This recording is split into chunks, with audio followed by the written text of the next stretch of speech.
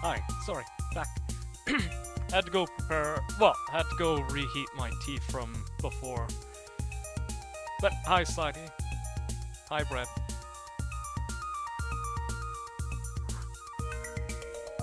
And don't worry about having to stick around the red. Go to sleep whenever you need to.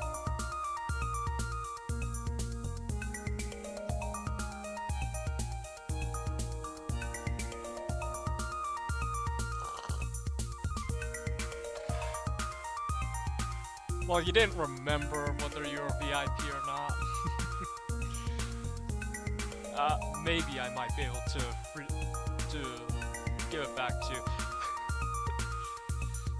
Depends on how slow it will take before Opera GX actually reopens for me. Oh wow. But yeah, I ended up watching Your Mrs. May. Very fun anime. Would recommend. I know Slice of Life isn't for everyone. Meow. Slice of Life animes aren't for everyone, but I actually like it. It's very cute. And I have to admit, I love the art style of it. Not just from like the actual anime itself as well. I love their intro and outro sequences for art styles. It's so beautiful. They do a mixture of almost everything when it comes to actual art. They have 3D rendered backgrounds with 2D images in it. They have pseudo 2D animations for it, which have 2D images layered back and forth in a 3D environment. They even rotoscope sections of it, which is insane to do. Really would recommend watching it if you get the chance. Oh, right, I have to go to channel, go into chat of my channel, and then do the thing. Don't know why I have to do all this to refund points, but I mean, it is an indie company, of course, so they're doing their best. They don't have the best software for setting up everything for their website.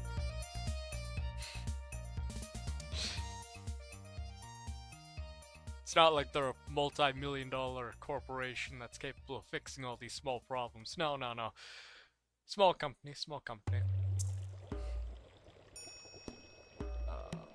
Fuck, how do I filter requests? Oh! Never mind. There you go.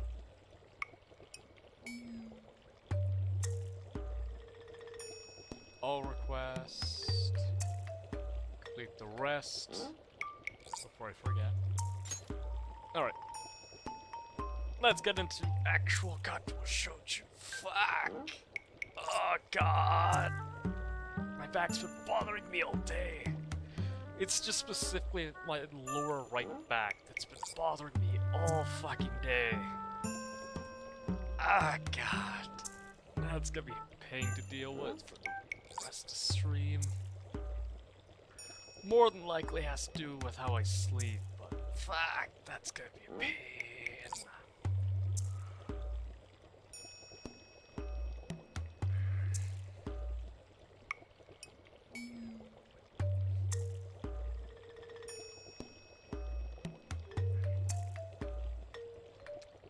I wish they had a massage gun. Cause I can really tell it's just that my lower back is tensing up. But fuck. It's so annoying.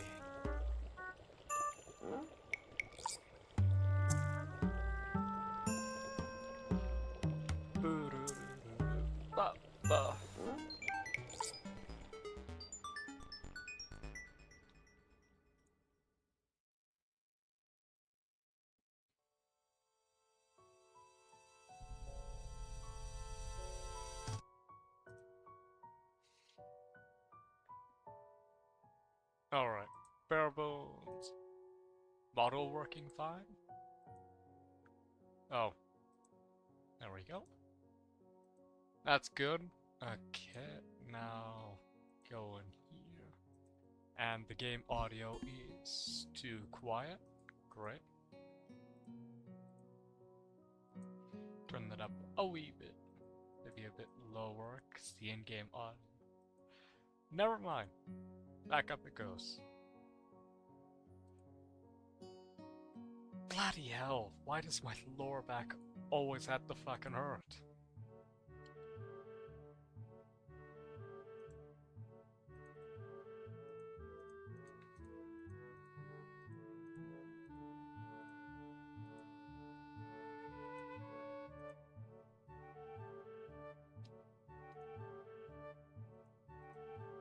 There we go.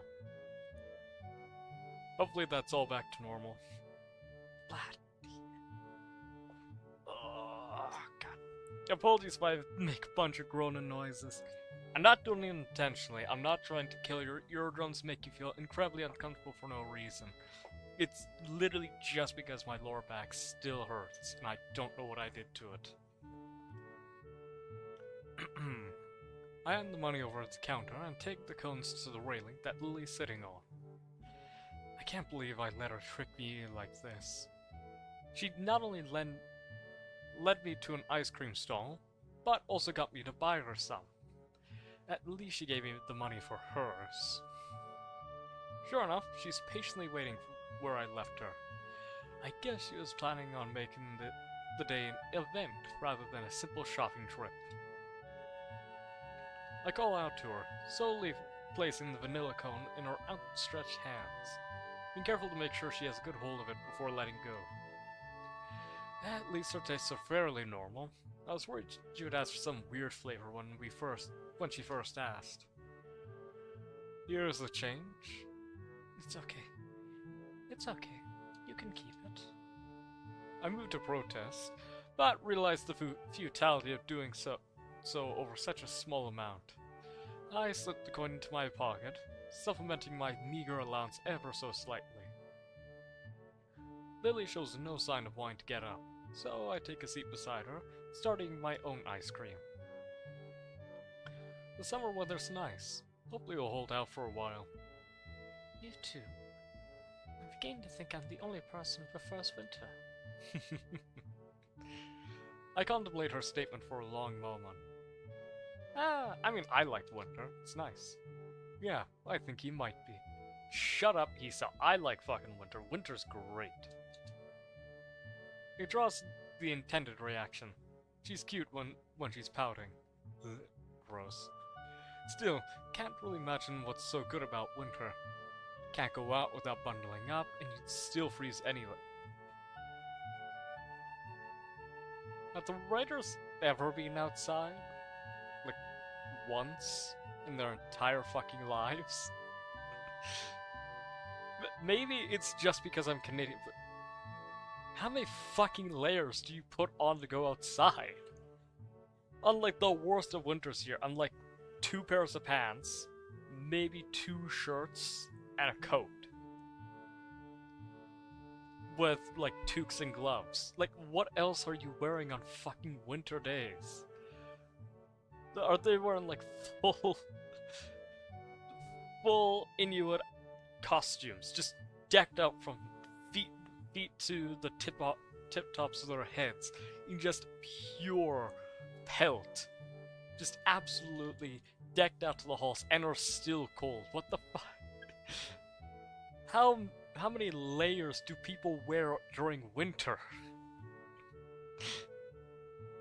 Fucking weirdos. I mean, to be fair, I'm weird, because I don't wear all that many layers for winter. Usually for me it's like 1, maybe 2 pairs of pants, depending on how cold it gets. Then just my winter coat with like a sweater and a shirt underneath. I know lots of other people put on like a very thick coat. I don't usually do that. But, who knows, maybe I'm just normal and everyone else is fucking weird. I used to live further north. There'd be plenty of snow to play in, so it's a little nostalgic. I don't like the heat very much either. Fair enough. Yeah, I still stand by my belief that it's easier to bundle up and keep warm than it is to take off layers and be cold. And still be warm. Like, winter is so much easier to keep yourself the opposite temperature. What the fuck are you supposed to do? Strip naked during summertime? Just fucking prancing about the streets? I mean, there are nudist colonies for a reason, I guess. A compliment. You're definitely one of the most entertaining people I've ever hung out with there at Slidey. Mostly because you also enable all of my horrible habits. But you are very fun to hang out with. And you definitely match my way of viewing Minecraft, of making complex, elaborate machines for no fucking reason.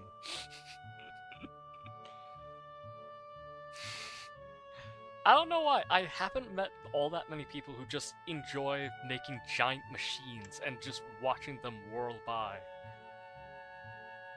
So it's nice actually getting to hang out with people who actually do enjoy doing that. That, and I do enjoy your streams, despite you haven't been streaming in forever, but I digress.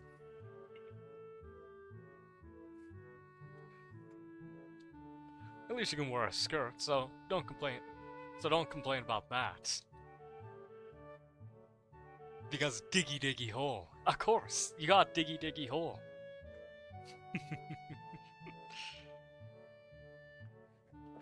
Honestly, I want to start my own SMP at some point, but honestly, I don't have the extra funds to have my own server running. Maybe when I actually build up funds of my own. And don't be a cheapskate, I guess. Mostly because I get, for Chile, it's not an easy thing to do, especially since basically it was just me and Slidey being on the server causing mayhem all the time, but I imagine there are other issues with running a server.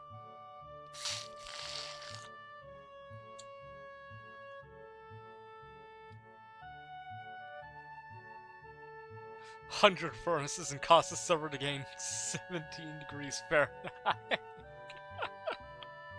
Yeah, well, someone's gotta start the global warming in Minecraft. And I'll be down if I let Chili do it first.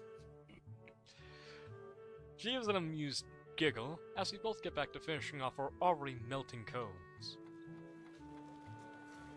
I suppose not Chili, but Wad.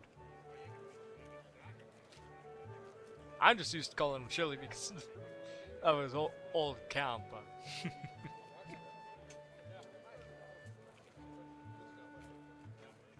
I idly sit and watch the crowds go by as we eat, catching bits and pieces of conversation. Wool man. Yeah, he wants sheep on us.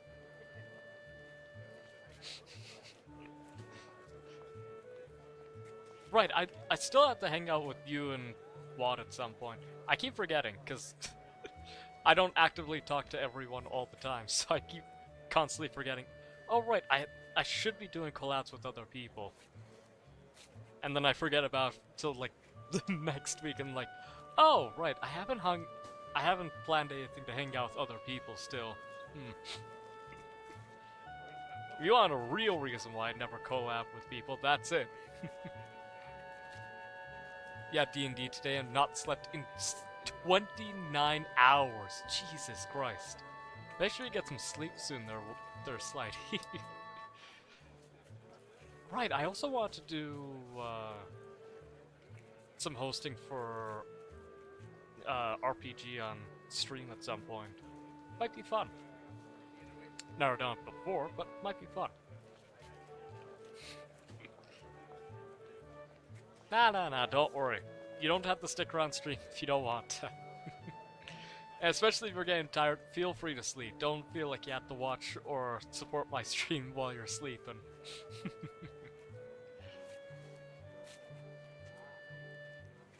I do have a bit of practice being a DM, but I'll probably...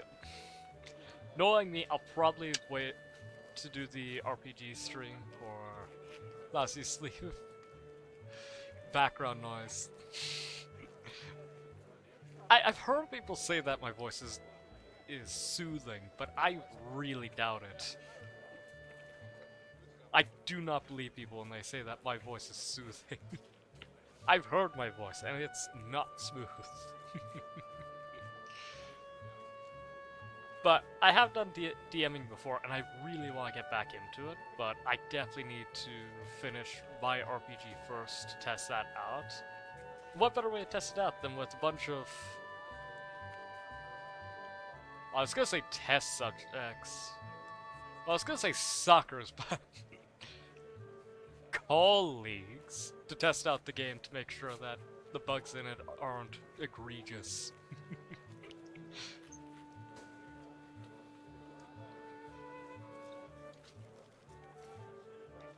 Looking to Lily, I see her dutifully licking her ice cream from the top downward.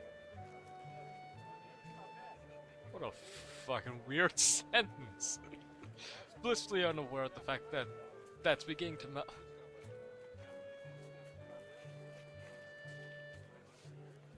Do you eat your ice cream from the bottom up, Hisao? the fuck does licking her ice cream from the top downwards? You need to play Doki Doki Literature Club? Fair enough, fair enough. If you ever need someone to voice things, I'm always here. Forgot that you had installed. Based. Yeah. I have so many games I forgot I have installed. I still have Ark on my PC.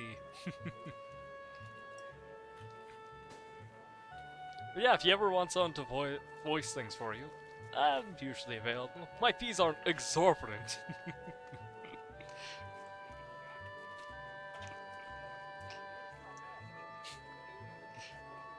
one Happy Meal every time. Call of Duty Black Ops 3 installed? Really? Man. Sometimes... Oh yeah, I still have Earth Defense installed on my PC, and I haven't played that in several months. Oh man. Sometimes. Yeah.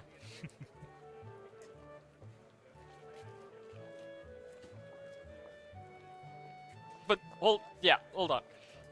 Ice cream top downwards. This implies that Hisao eats his ice cream bottom upwards.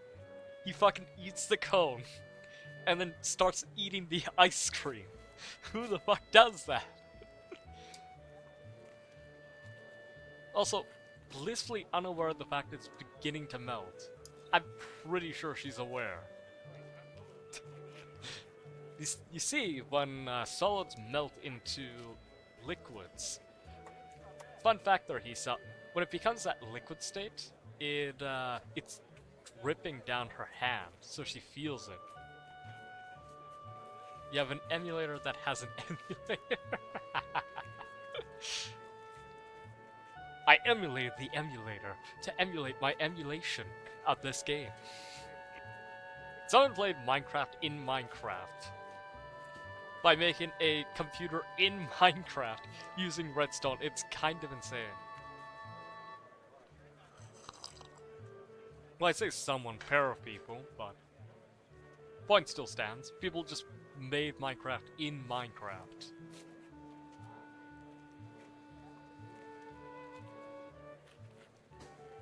Means just the cream, you think? Bottom up. Yeah, no, it's just he eats the cone and then he starts on the ice cream. I mean, there's the idea that people would eat the things they don't like first and then do the things they like. So I guess he's just sticking with that idea. Metabots. The fuck's a Metabot? It's not a weird roundabout way of a D's nuts joke, is it?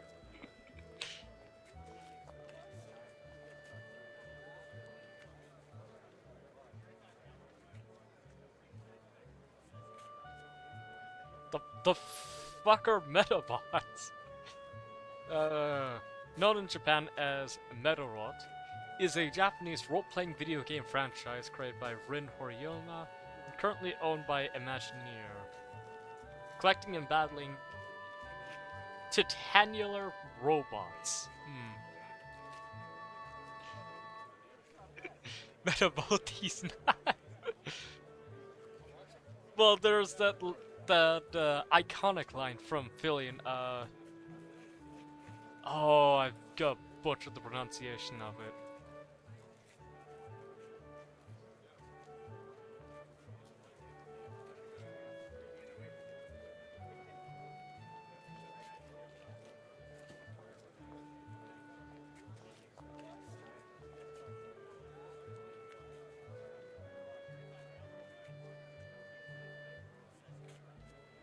It's a robot.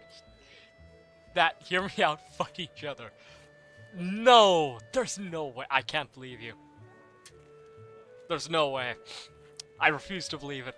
Robots fighting each other? I've never heard this concept.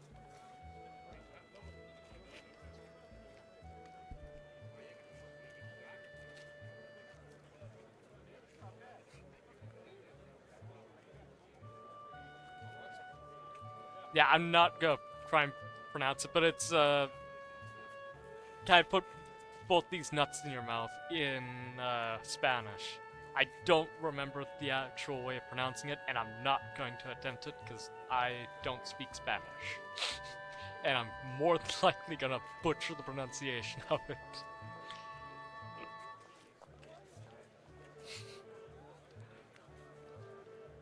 It's melting. Where? Down a bit? She lowers her mouth from the top of the cone. He thought there's not an elaborate way to have her work the shaft, is it? But it has no idea where the ice cream's dripping. What follows is a game of guiding her left and right until she finally finds it. Just... Oh yeah, work the shaft. Excuse you? Oh, sorry, I like to talk dirty when someone's sucking my dick.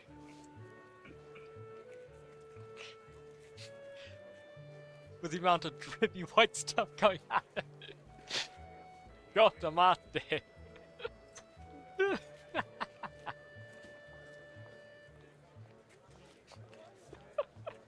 Oh my god. Oh. Have you ever heard of a sausage fest? There's like... I feel like that's what all of my friendship with all of my male friends on streaming has just evolved to. Boozle! I'm playing a different game. God, I thought you wanted me to finish the Lily route, or do you just not want to see me play the rest of this game, and are just satisfied with me playing the one? Sasuke. Also, hi there, Boozle. God damn. You wanted me to play this game, now you don't. Hey, hey. Oh, right. I think I'll... That might actually be a fun way, but how do I do it? Play Monster Hunter Wilds, baby. I don't have that game, and I'm pretty sure Sal would have a stroke if I played it.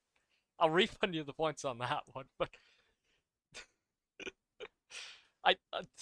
even for a joke, I don't think Sal can even play that game to begin with.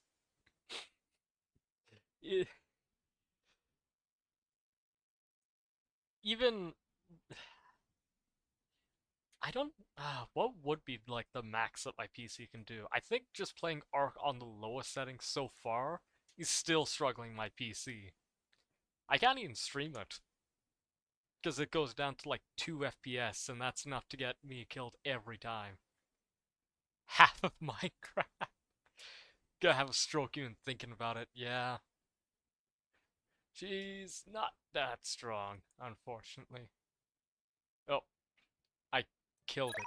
That makes sense. That sounds like what I would do for something.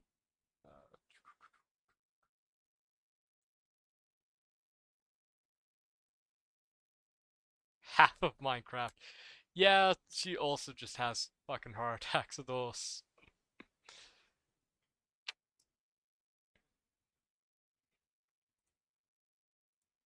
I'll load up Blue Skies in a sec. Just gotta refund Slidey his points back. Even for a joke, I don't think Sal could handle it. pizza. I still hate that I had to do all this work just to get into the mod view. Because I had to go onto my channel, then I had to go into mod view from the channel chat section just to go in to mess with points. So much work for basically nothing. No, no, no, no, no, no, no, no, no, no, no, no, no, no, no, no, no. Fuck no.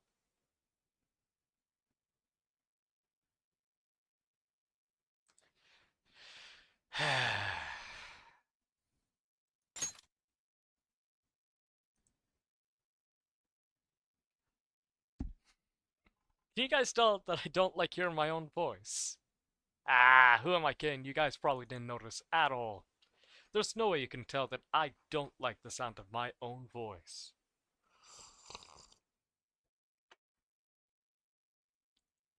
Click, click. This one, close that. Go here. Game. I had to not go into game yet because I had to wait till the game loads, then load game so that way I can load the thing. It's a lot of work being a streamer. You guys don't know how much work I do behind the scenes. I don't do anything. Right, so next week I won't be streaming. I have a bunch of things that I had to go set up for Remembrance Day, so I won't be streaming next week. Instead, what we'll try and do is I'll see if I can do a makeup stream in between the week till next weekend. Or try and actually record something and edit it down for you guys to watch during the weekend, but we'll see.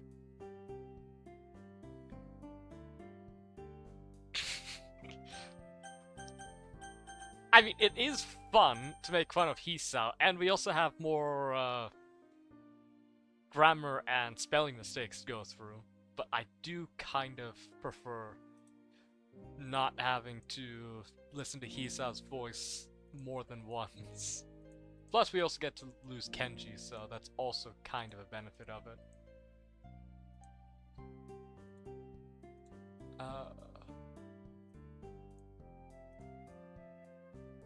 Music too loud for you guys? Ah, bloody hell.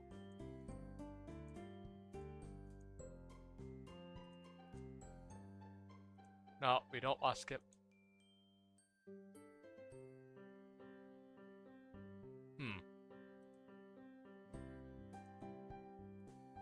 I'm curious, are there other holidays that show up for this mod pack, or is there just Halloween?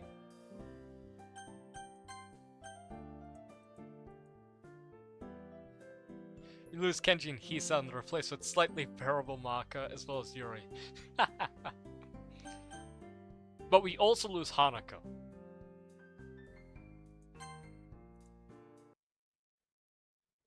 Anyway. Oh, God. Vlad.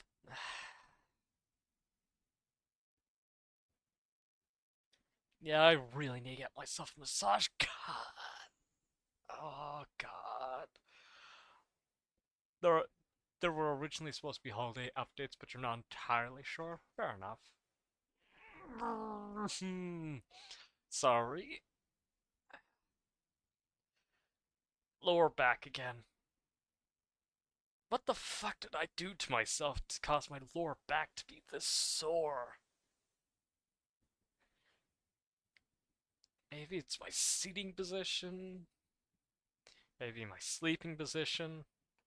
Who the hell knows? Ugh, God. Morning already? I groan as I fumble for the alarm clock. Man, I feel like just sinking into the depths of my bed. Is it natural to feel this tired after waking up? Yeah, that sounds about right. What's the time anyway? 10:30. Ah, shit. It was around December, we could check to see if blue skies did automatically change.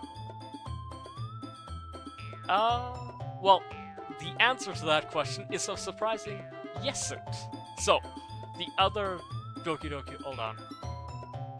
The other Doki Doki mod was able to calculate the time of year based on the information Ren'Py can actually access. But, the only downside of it is it goes by the system time. It doesn't know actual time, but it can understand the time on your PC's clock. Now, whether all the mod developers actually calculate the clock time, who knows? But technically, because of how coding works, the program can technically know what day of the year it is. Technically. It's a confusing mess to figure it out, but it technically can. Anyway, video games. I've already missed pretty much the first two classes.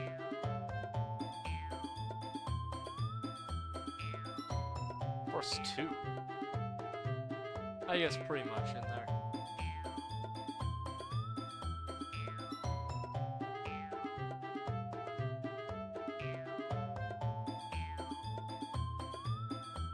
Change the script entirely from information rather than being able to access it?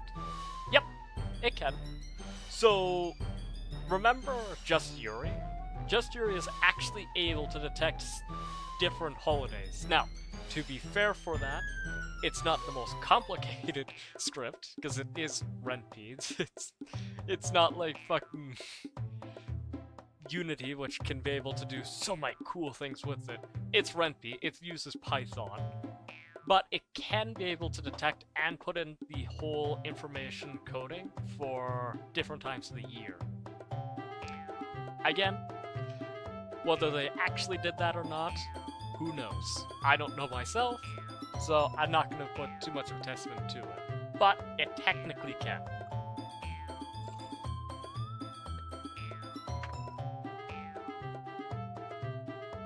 Entire story segment, indeed. That's why I said, if Just Yuri can do it, these devs could probably do it. But, again, it's a toss-up. It could be that these devs didn't put that implementation in. Could be that Just Yuri was just the standard quo for what all the other ones could be able to program, and these guys didn't implement that section, because, I mean, it's kind of useless addition, but anyway, video games. I'm very easily distracted when it comes to information based on prior knowledge. Should I even go to school today? Or just cut my losses and skip? Don't fucking skip classes! A fusing battle rages within my mind as I lay there. But after a beat, I leap out of my bed and begin throwing on my uniform. I don't even want to go to school. I feel strangely compelled to stick to my everyday routine. Yes, Mom trained me well. No time to eat breakfast today. To be honest, I'm usually too lazy to cook anything anyway. It should be games like a normal VN or mock after story. Fair enough. Like I said, I can't really say for modding, because every modder does everything completely different. But there are certain standards that are met by prior ones. Even if Yuri is not the standard specifically, or was the original, there are a lot of implementation things that are in it that could definitely be observed for future mods. Like, obviously, being able to discern different days of the year. Really? That's good to know.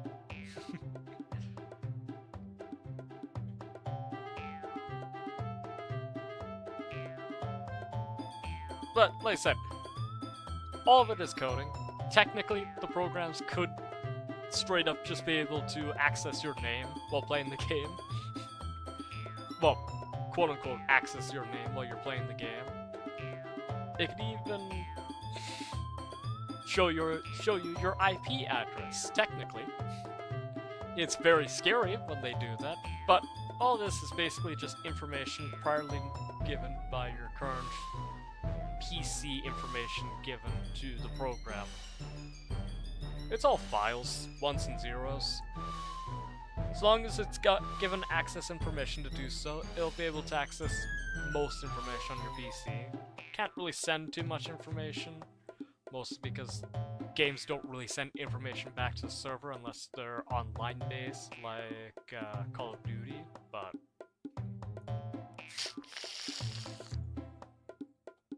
as I said, ones and zeros. Games can figure out what they want to do whenever they want to do it. Oh, right, I should probably switch over to Doki Doki, huh? I got too worked up on explaining coding.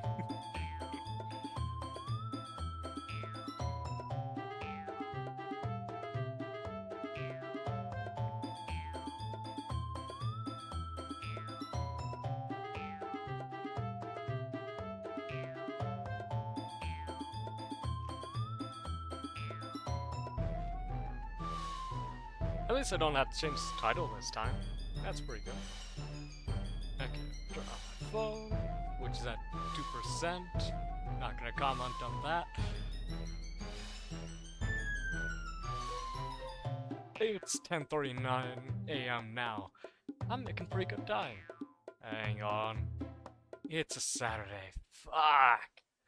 As that realization hits me, all the nervous tension drains out of my body, leaving me slouched over and exhausted. The sit in the classroom with Doki Doki Waifu and Talk has been around since the week Doki Doki's release. Mainly shitposts, the actual decent attempts like Forever and Ever, just Natsuki Sashiyori were only turned into serious things around 2020. I mean, that makes sense. The pandemic really brought outside the creativity on a lot of people. So that makes sense. Now that I'm already out of bed, I may as well do something productive today. Although, I'll have to get changed into my normal clothes first. I wonder how many people back in the day were able to create a program capable of checking the date on a PC. I imagine that there's a lot of them that appeared. I don't know how many of them were like publicly accessible and easy to find.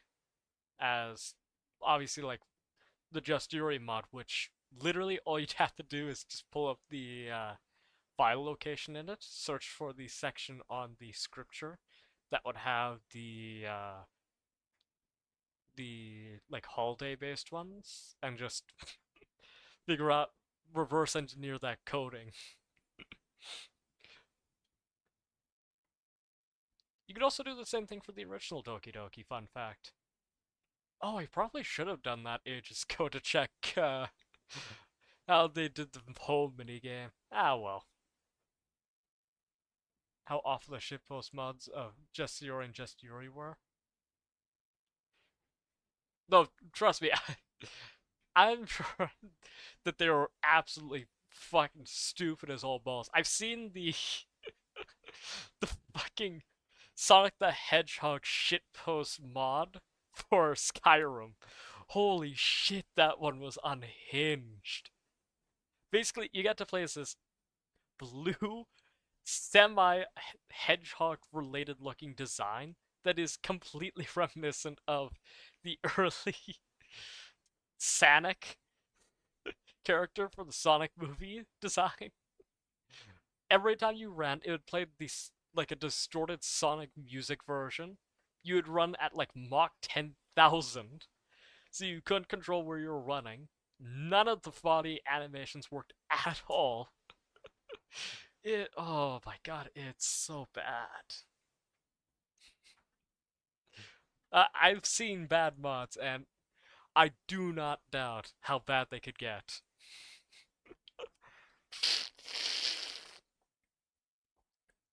The internet is the most beautiful and disturbing place on the entire planet.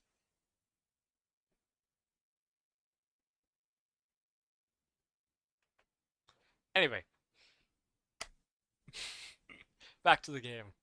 At least there's no school to get to go get through today, although unfortunately the Literature Club's still feeling the effects of the festival. Thankfully, the awkward atmosphere is only subtle, but even I, a newbie, can see that everyone's been trending on eggshells. Okay. I really do hope that can eventually get back to normal, but at this rate, I could easily see everyone drifting apart. Mark hasn't spoken to me about things yet, either. I meant to talk to her about the festival argument the day after, but I just can't figure out a way to confront her about. Oh, are we on the fucking Monica route? Decent attempt at making a mass. Oh, Monica after story. Terrible meme references like the Game Grumps jokes, also really poorly programmed.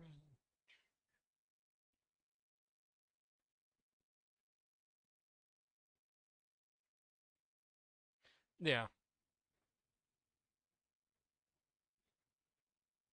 Doesn't have a marker route. I feel like the one I downloaded has a marker route. Therefusel. Considering we are thinking about Marker far more than I thought we would at this point in the story. But let's find out. I'm couldn't figure out a way to confront her about it. It's probably just me being too reluctant to bring things up, but I never really found the right time to talk.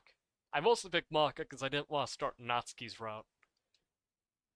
I should get out of the house for once and stop thinking about these things. Be a nice change of pace from staying at my computer all day. Shit. They know me too well.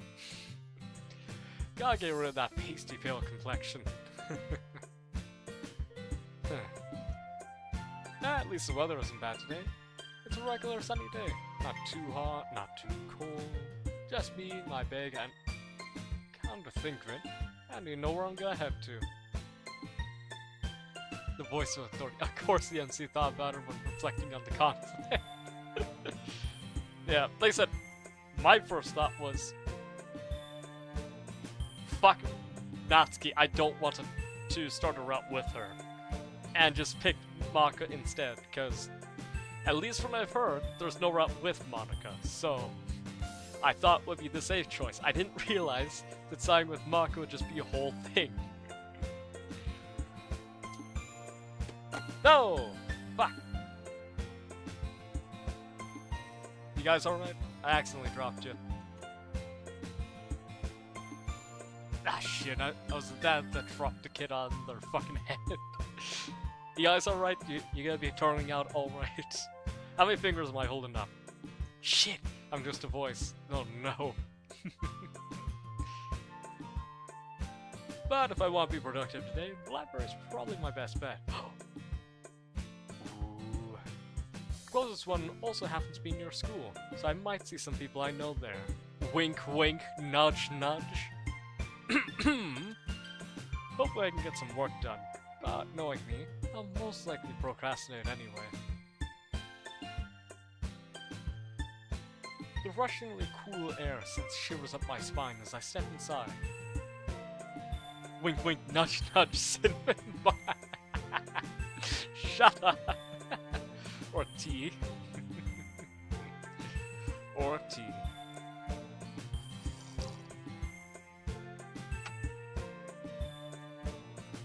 It seems to be a bit of a slow day for the librarians. Well, most people are probably out enjoying the summer day instead of wasting away indoors. I shrugged to myself. Knowledge is power, right? Well, everyone else is spending their days frolicking outside.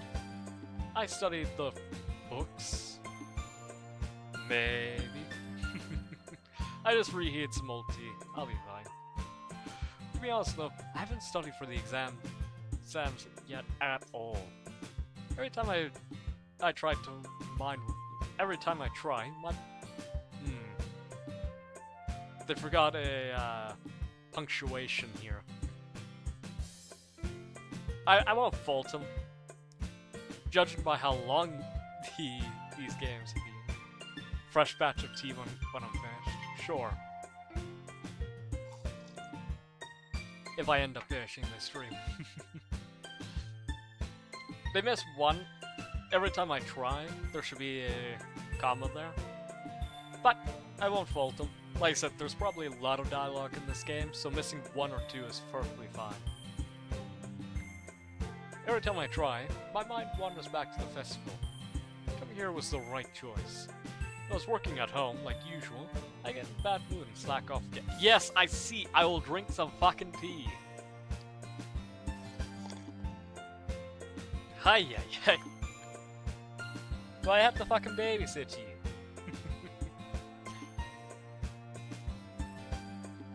Hell, I can't help but think about it now. What everyone else is doing. Maybe I should try to ask him about it again during the next club. He's out 2.0. Please don't.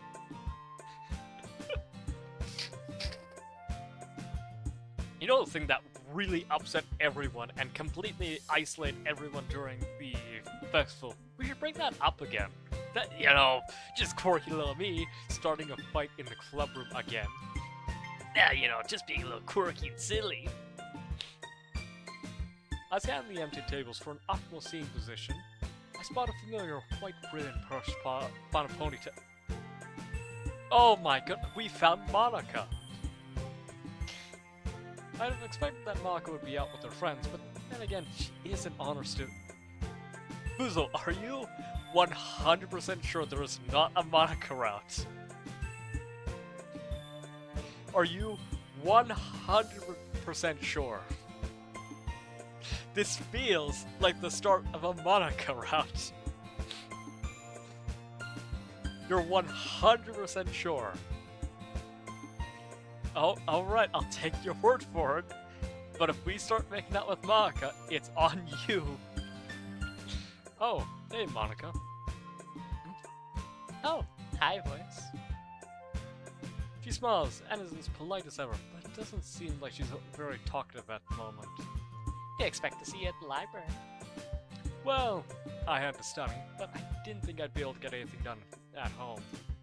There's a Monica route she would have appeared in the phone minigame, which she didn't. I mean, fair enough, but also, we're at the library, Monica is here, coincidentally with no friends, in a casual uniform. My suspicions are only rising as we continue occasionally bumping into Monica in private locations. Is that so? I may not be the most observant guy around, but it seems like she wants to be left alone. Way to go, me. Anyway, I suppose I'll see you later. Bye. Well, that couldn't have gone any worse. It was like I was talking to a brick wall. To be honest, I'm not sure if she's actually being frosty, or I'm just overthinking. You made one decision regarding Maka, with everything else revolving around Yuri. There's no way in hell. I suppose we'll just have to find out, I guess. like you said before, the whole beginning that was kinda just regular Doki Doki. We could just accidentally semi-slip into a Monica route. You never know. I mean, fucking other games have done worse. Anyway. Although, she might just be busy right now, in which case I probably shouldn't bother her anymore. Sadly, I don't feel like studying. Since I'm here, I guess we'll do some reading. Pull out the portrait of Markov from my bag. I quickly flip to where I left off last night and begin You fucking paged corner guy. You're locked into it. You'll take the unmodded with acceptance. It's quite a captivating book. If all the novels Yuri reads are like this, I can see why she's so absorbed in them all the time. Although, maybe she's just rubbing off on me. I'm in the middle of a chapter when I feel a tap on my shoulder. Oh, is that you? I called it! Let's go, baby! Looking up for my book, I see Yuri standing over the other side of the table, as if on cue. A thick, dark book snuggling against her underarm. Sorry if I startled you. I suppose it's just a bit surprising. Cream sweater! Maybe I should get a cream sweater at some point. I still want to get leggings, but that's for a whole other time. Give me some credit, Yuri. I can enjoy a good book too. I didn't mean to insult or anything. It's just I was trying to make things more comfortable with humor, but predictably it fell flat. I should have remembered that Yuri tends to take those sorts of comments more to heart than other people might. Relax. That's just joshing you. I see. Who's Josh? Hmm? Who is Josh? He sounds like a nice guy. Yuri's shoulders visibly relax. Would you mind if I ask what you're reading? Diecap is insane though. He's standing at a profile, yet you can still see straight through. Okay, Boozle, make sure you keep it in your pants there, bud. Oh, sure. It's actually Portrait of Markov. Yuri's eyes lighten up at those words. I'm very glad you're liking it. That is... Don't worry, Yuri. It's quite a good book. Yuri sighs a little in relief. Then I stand by my first statement voice. Anyway, speaking of books, you're enjoying Portrait of Markov so much, I'd like to introduce you to other books like that. Yeah, that would be great. Hello, this is Yuri, X3 Nuzzles.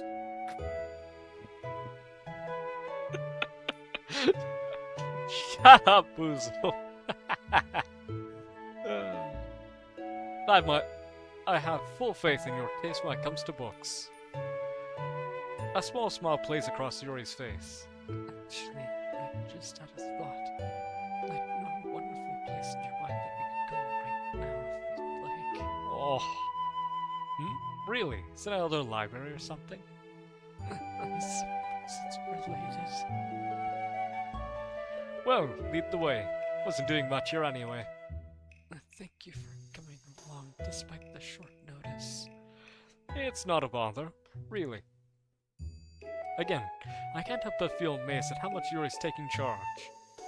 It's really quite nice seeing her break out of her shell a little bit. She does have a mystery of air about her still, but I guess I'll start learning a bit more about her as each day passes. Gross. Hey! And the second new image we've seen this stream, aside from like the kitchen button. Head pat your heat or rip your dick off and slap it on a horse.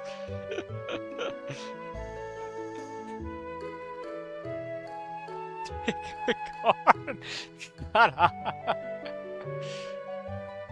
I would head pat Yuri, but she's in a digital format. I could pet the physical one that I have, but I don't know how much good that would do you guys. Ah, fuck my lower back. I did head pat her, but my lower back. Good enough. Fair enough. Two of us started heading away from the library. So, where are we heading, Yuri? I intended it to be a surprise. Do you not like surprises? If so, you have my deepest apologies. Nah, it's fine. Just show it on cam. How the fuck am I supposed to show it on cam? I don't have my camera plugged in. Fine.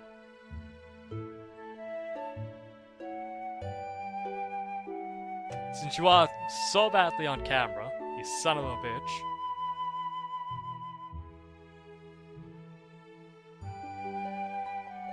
Where's the one that I actually like?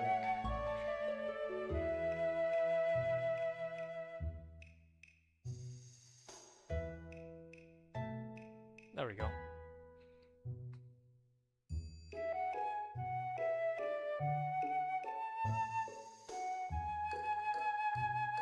And my phone died. Of course it did.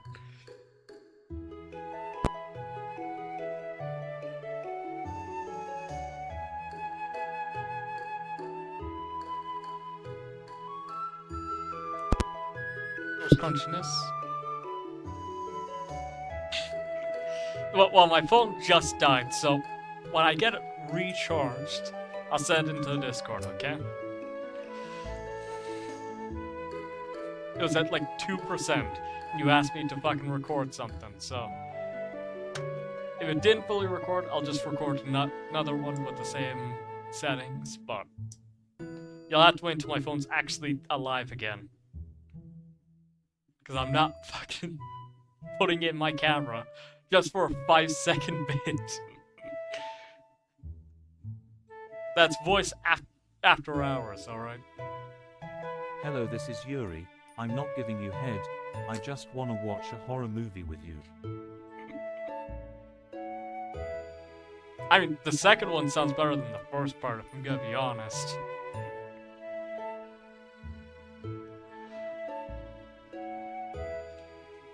Just curious, that's all.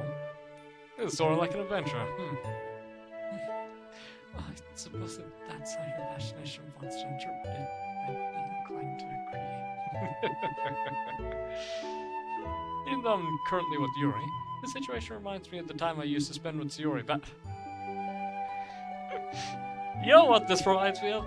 The time I was hanging out with another woman. Shut up, main character. Dear God. What a fucking virgin. Jesus Christ. Actually, I've hung out with plenty of women back in my day, and none of them would even give me this much attention. Shut up. Fuck's sake. Always running around the neighborhood, acting like we were on some grand adventure. Sayori. I haven't spoke to her since the festival fiasco. Shut up! Why are you thinking of a different woman on a fucking date? You son of a bitch. Maybe it'd be a good idea to... Is everything right? You seem to spaced out a bit. Nothing. Just thinking about things. I see. Well, we're almost there. Just a little bit further to go.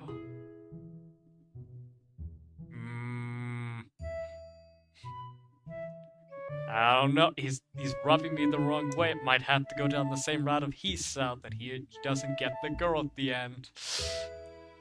Continuing onwards, we passed through some trees until we came to a small clearing. Oh, wow. Before us is an amazing, sparkling lake. Gentle waves dance delicately across the surface, carried by the soft wind. It is indeed a nice clearing. Are we going to a fucking bar? Hold on. I just realized there's a second path that is very inconspicuous. Isn't it wonderful? It's quite lovely. I've always liked this pond. Oh, you've already been here then? Mm-hmm. With Sayori. Years and years ago, that is. I see. Well, boys, I don't know about you, but I find this place is the perfect place to come to. I need a bit of space to myself. Oh, you come here often then?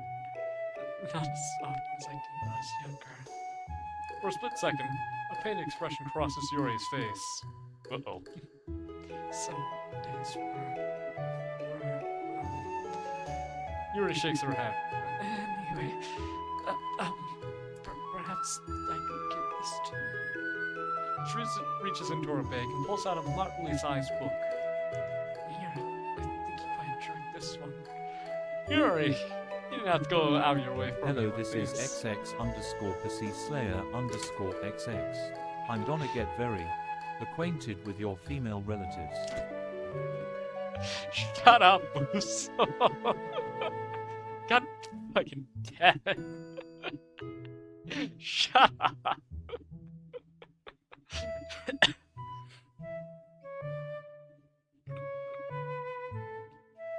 You're fucking futile if you try that, though.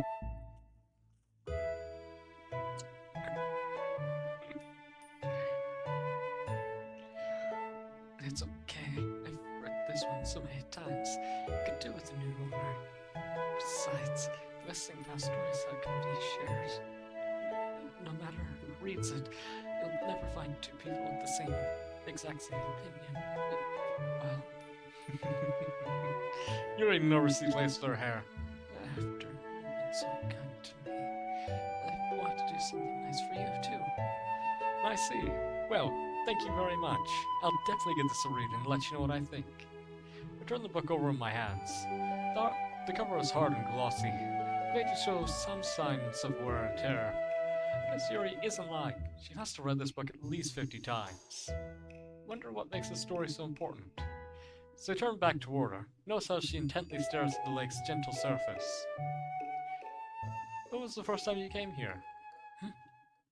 She looks over at me quizzically. You said this place was special to you, right? I just know why you feel that way. Right. Oh no. Hello, this is Monica. Yes, I ended your friend's trial of life early. What are you gonna do about it? Have you heard of the directory before? It's cool, There's a file in there that I really want to delete. It starts with an M and ends with CHR. But, yeah, no, we got the depressing music. We're very, very out of our depths here. She sighs and leans on the wooden guardrail. I quietly stand by her side. I suppose one day when I was younger, things were particularly hard. Do you ever have those days, Weiss, where nothing seems like it'd be good again?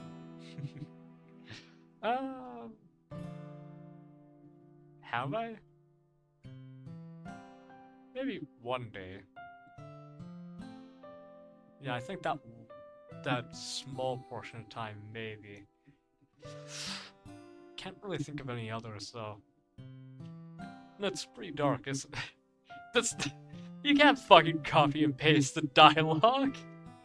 Son of a bitch. So, something about this place makes you feel better. Not quite. I just came here one day. But not absolutely certain how I found this place. I remember wanting it a lot. But before I knew it, I was sat here. In the sea of chaos, things felt so free. However briefly they might have. Everyone needs a place they can call their own. Somewhere where they can decompress without worrying whether or not someone will intrude on them. And here's that place for you. Alright, Boozle, get the matchstick. We're killing this mood. Oh man. That was a joke, in case people couldn't tell. I make quite a few of those. Give him a chance! Do I really want to give this man a chance? He already was thinking of other women while talking to Yuri. But I believe he is redeemable, at least for now. He was thinking about other women while hanging out with Yuri. That is treason, Boozle. He needs to be punished. Yuri nods. It's peaceful here.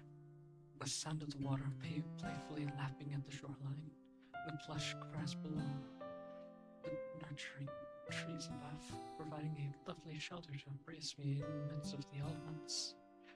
Fuck, my voice is dying. It's the kind of thing that I've really missed. Have you shown this place to anyone else besides me? Like your parents? Yuri pauses, staring in front of her at nothing in particular. No worries. Take your time. I might have. This is the kind of place my father would have enjoyed.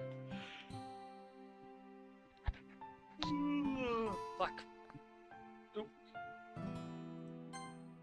This is the kind of place my father would have enjoyed. He used to do watercolors in his spare time, you see. He doesn't do it anymore.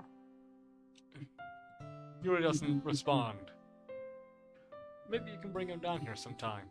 Might give him that bit of inspiration he needs to get it going again. That's a good idea, voice. I'll have to do that. Hopefully he enjoys it as much as I am right now. This place is really incredible. Yuri smiles softly. I'm glad. Maybe we can come by again. Yeah, we can bring like a blanket and have a bit of a picnic. That sounds nice. I'll hold you to that. Yuri giggles. I look forward to it. I feel my face flush at the idea. A picnic with Yuri? There's something so playful about... Sure, playful is the word that you're looking for there. I chuckle at myself at the image in my head. Yeah, that would be nice. The two of us continue to pass the time looking over the lake. I'm surprised at how content I am just to stand here with Yuri. Normally, I'd want to do something a bit more exciting, but right now, I'm perfectly fine with this calmness. However, Yuri starts to begin shifting uncomfortably. Yuri, you alright? She jumps, apparently not expecting that. Yeah, there's just something I need to do that I just remembered. She quickly gets up, nervously picking at the cuffs of her sleeve. Sorry to leave on such notice. Please don't think ill of me. Yuri! I send up to me her eye level. You really got to work on your self-confidence. You apologize a lot for things that aren't even your fault. It must be so difficult having to go through your head all the time. Yuri looks around her, unsure of how to respond. You're really too kind, boys. I mean it. You're a wonderful person, Yuri. She blushes slightly. Well, shall we head back now? Well, if you promise you'll be a bit kinder to yourself, alright? I'll try. Thanks for coming to see the lake with me today, voice. Thanks for inviting me. I had a lot of fun today. I'll see you on Monday, alright? Yeah, see you then, voice. Let me know what you think of that book. It's very dear to me. Of course. Take care. With polite wave, Yuri walks away. I'm happy I got to spend some time with her, but I hope she's doing okay. I feel like there's something she's not telling me. Probably. I'm just overthinking things. You son of a bitch. I should get a crack at the book Yuri gave me. Ooh, poem minigame? Or are we just doing night sequence again? Ooh.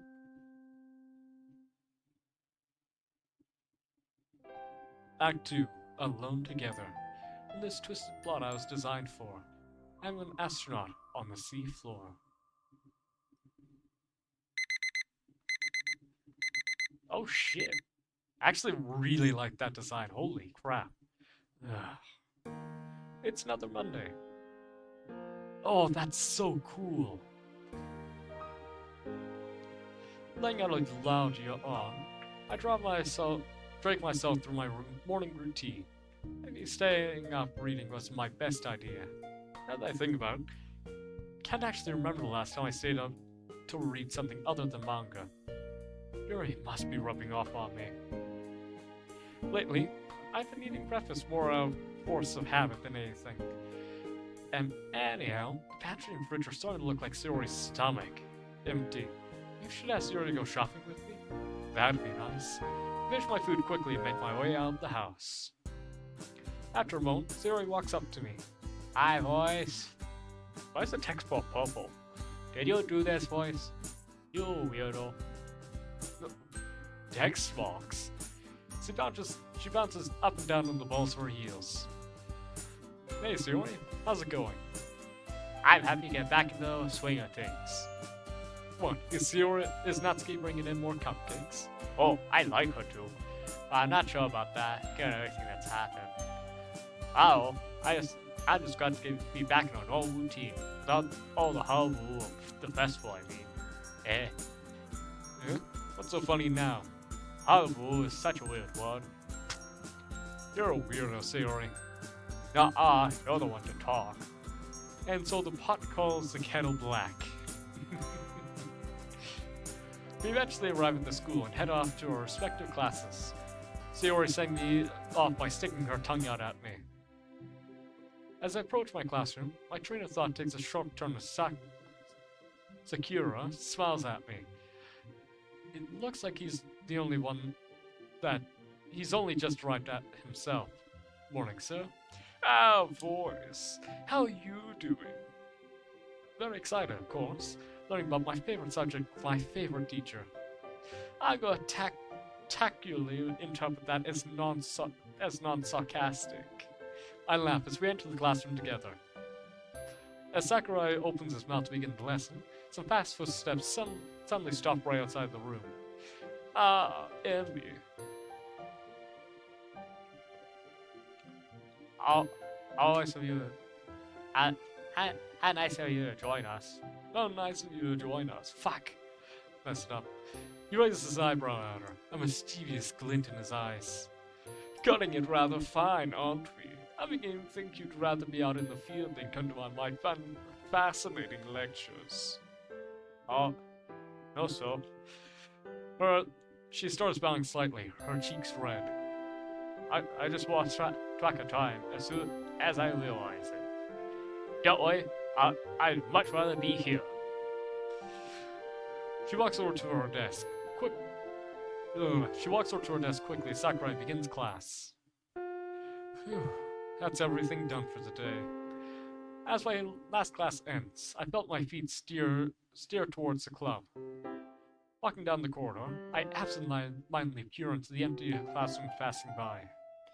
A couple of students chatter with a teacher in one classroom, while a ring of friends laugh together in another. Huh, they look fun to be around. Wait, isn't that the green-haired guy from the festival? Yeah, hard pass. Must suck to be someone in that class. Fortunately, all the club members are in different classes. Speaking of which, that Yuri's coming up now. And, Yuri's in there. Should I ask her to walk with me to the club? Well, no harm in trying. Hey, Yuri. That was a strange, albeit cute sound you just made. Voice. Sorry for my outburst. I was just surprised. You're alright. What are you still doing in class? Everyone's gone by now, so she's the last one here. Oh, man. She motions toward a stack of textbooks on her desk. I was the last one out of the classroom. My teacher asked me to deliver these to the student counselor. Oh, come on, you gotta help her out. She heaves them up in her arms as she speaks, hugging them to her chest. I suppose I should get on that now. She let the others know why I'll be late. Hold on a moment. I can help you if you want. No, I can handle it. I can't ask you to take over my responsibilities for me. Yuri, this isn't a super serious request. It's no sweat for me, honestly. It's really alright. I'd feel bad if I couldn't do this myself. But they do look pretty heavy, you know. They're not, so you don't have to worry about it. Additionally, the student council room is rather close by, so I'm guessing that she doesn't want to bother me over this. After all, those textbooks can't be that light. So, you fucking help her anyways! You son of a bitch! You don't just stand by while a lady's trying to lift heavy books. You fucking offer. Son of a bitch. On impulse, I reach out to take the books from Yuri. Boys, it's seriously fine. Happy to help you out this way. But it's not a bother, Yuri. In fact, I insist on carrying this stuff for you. Besides, can't let a girl do all the dirty work, right? I don't see why my being a girl has anything to do with anything. Well, you know. Shit. Looks like I said the wrong thing. I meant to say was that you're my friends, so... Well, while I get going, then... I told you I could do it by myself. I wasn't trying to be coy or anything. Well, she really did want to carry them herself. It's too late to take it back, though. Hey, you know what? How about next time I need some help? I'll call you up, alright? That way, we're even. Fucking dipshit. sat down the hall, and soon enough we're right in front of the student council room.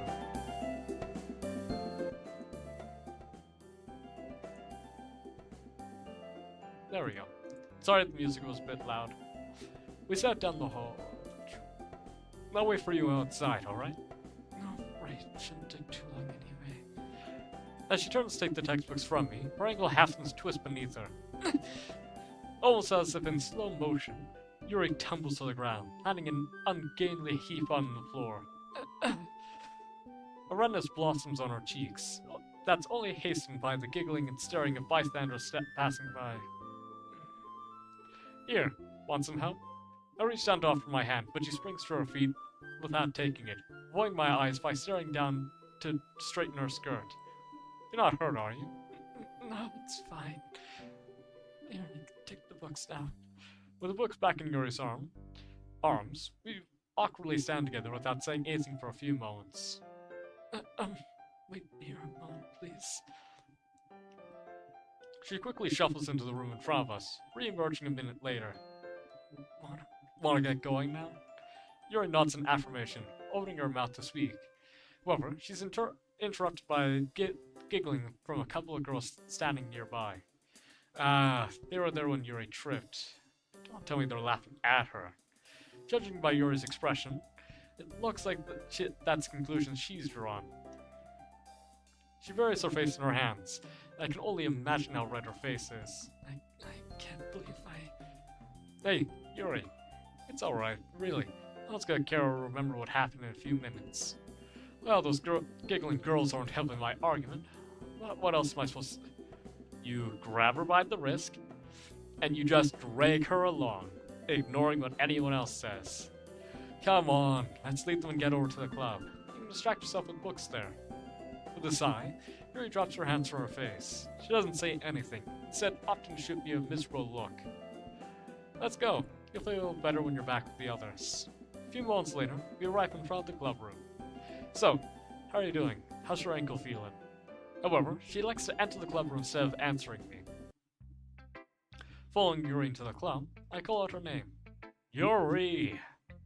Trouble in paradise? Sorry, something wrong? Hey guys, sorry, just need to talk to Yuri right now. Yuri, let's take this conversation outside. Alright. I quickly shuffle Yuri out of the room while attempting an apologetic phase with the others. Just borrowing Yuri for a bit, guys. Carry on with whatever you were doing before. Yuri? Sorry, but did I upset you? What do you mean? Well, you didn't answer me when I answered your question before. Oh, must not have hurt you. Really? Can't tell if she's simply making an excuse or not. Sorry, I don't feel particularly like talking right now.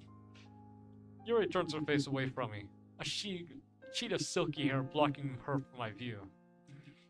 Suffice to say, I'm feeling rather off balance right now. You don't have to tell me about it if you don't want to, but just note that I'll always provide you a listening ear. Thank you.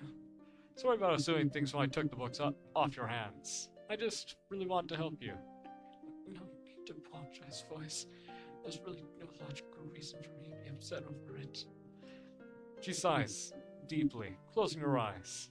I don't know why I feel the way I feel. Is it strange that I don't understand myself?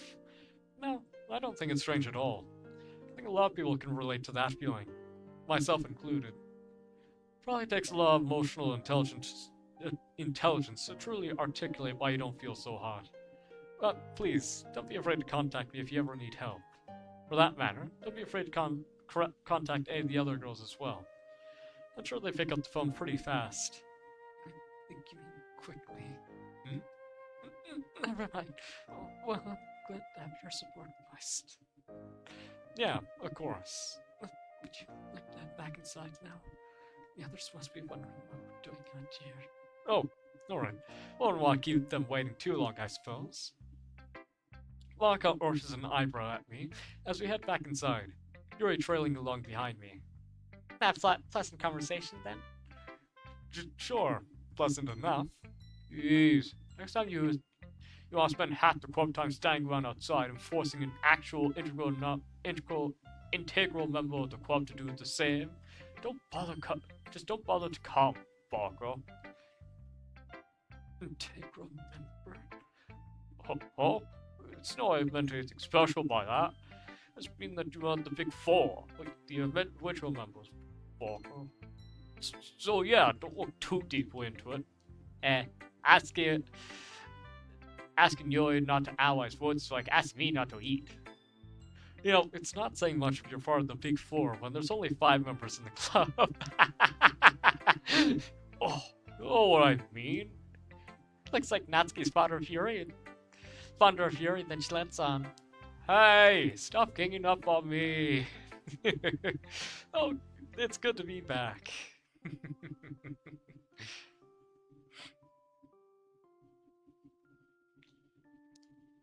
It's not like I like you or anything, but Barker.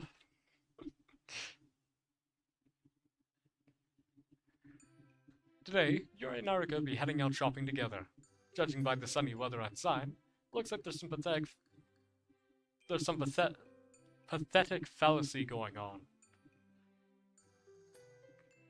Can't even remember the last time I went food shopping of my own volition. I'll have to admit, I'm surprised when you messaged me about it. Yeah, kinda gets boring for me to personally shop alone. And I figured you'd make great company. Well, I can't say I really feeling bored while shopping alone. I actually rather enjoy spending my time with my thoughts to myself.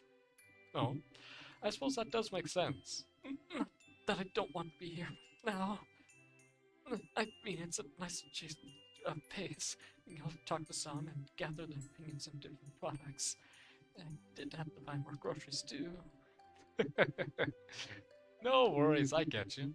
You know, you kinda sound like Natsuki there. Yuri's pretty cute when she gets flustered. I nearly had to bite my tongue to stop myself from teasing her, so I can see her get flustered again. Careful, boys. She's not Sayori. She might not respond as well to teasing. Although, she probably wouldn't respond as badly as Natsuki. Nah, Natsuki would just break your arm. Yuri would just absolutely melt like a bunch of snow. And there's the store. Yuri and I pick up shopping baskets as we enter the store. By the way, what items are you looking for? Oh, just some basic stuff like ramen, frozen foods. Pretty much just instant foods. Oh, I see. I can almost feel the judgment. Note to self, learn how to cook something that takes more than 2 seconds to make. A guy who can cook is never a bad thing. Do you happen to have everything else you need then? What do you mean? I meant things such as vegetables, spices, like. Yeah, those are hardly ever in my house. I don't actually have that stuff at home. Usually I just make pre-made food. You know, the food that you just need to heat up or boil for a few minutes.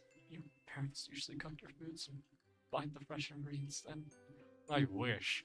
It'd be great if my mom was home more often to do that. Although I can't be ungrateful. The reason why she's away all the time is because she needs to raise me as a single mother. It's definitely not an easy task. I actually do most of the cooking since my mom's usually out for work. Ever since she got this huge promotion, she's had to travel the world on business trips to see clients. Oh, I see. She looks away for a moment. Why not your father? Oh, well, my parents got divorced some time ago. I'm sorry, voice. You don't have to talk about it if you prefer not to. Oh, no, it's fine. Come to terms with it already. Everything was all fine and happy when I was a kid, but my parents gradually started arguing more and more as I grew up. Now that I look back, I think it was because my dad took my mom for granted. Like, even though they both worked, my mom also cooked and cleaned and did all the usual homemaker stuff. Started getting more and more stressed out because of everything, until they finally split. I ended up with my mom, dad left, guess a new girlfriend, but don't see them a lot. I don't know, just gotta feel weird whenever I think about my dad having a new partner. This is a lot of trauma dumping on your romantic interest. Especially after, like, only knowing them for a little bit. Also, is that fucking Pocky? Oh no, sorry, not Pocky, is that Bucky? Yes, of course. Legally distinct from Pocky. Bucky. And the best candy bar ever. Kiki Cat. And classic H cereal.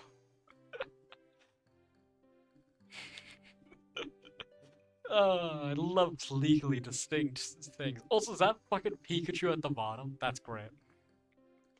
She gazes at me with a gentle look on her face. Surprising, her eyes are holding a gentle understanding in them rather than pity. Sorry, didn't mean to go on and on about it. You usually bottle this stuff up, so I guess it just flooded out. That's alright, boys. There's no need to apologize. I can't say I have much experience with dealing with divorced parents, but if you ever need to vent, I'll be there. After all, it's only fair if I reciprocate. Thanks, and yeah, it's just nice to have someone to listen. Just having someone to listen helps. We moved through the aisles in companionable silence for a while.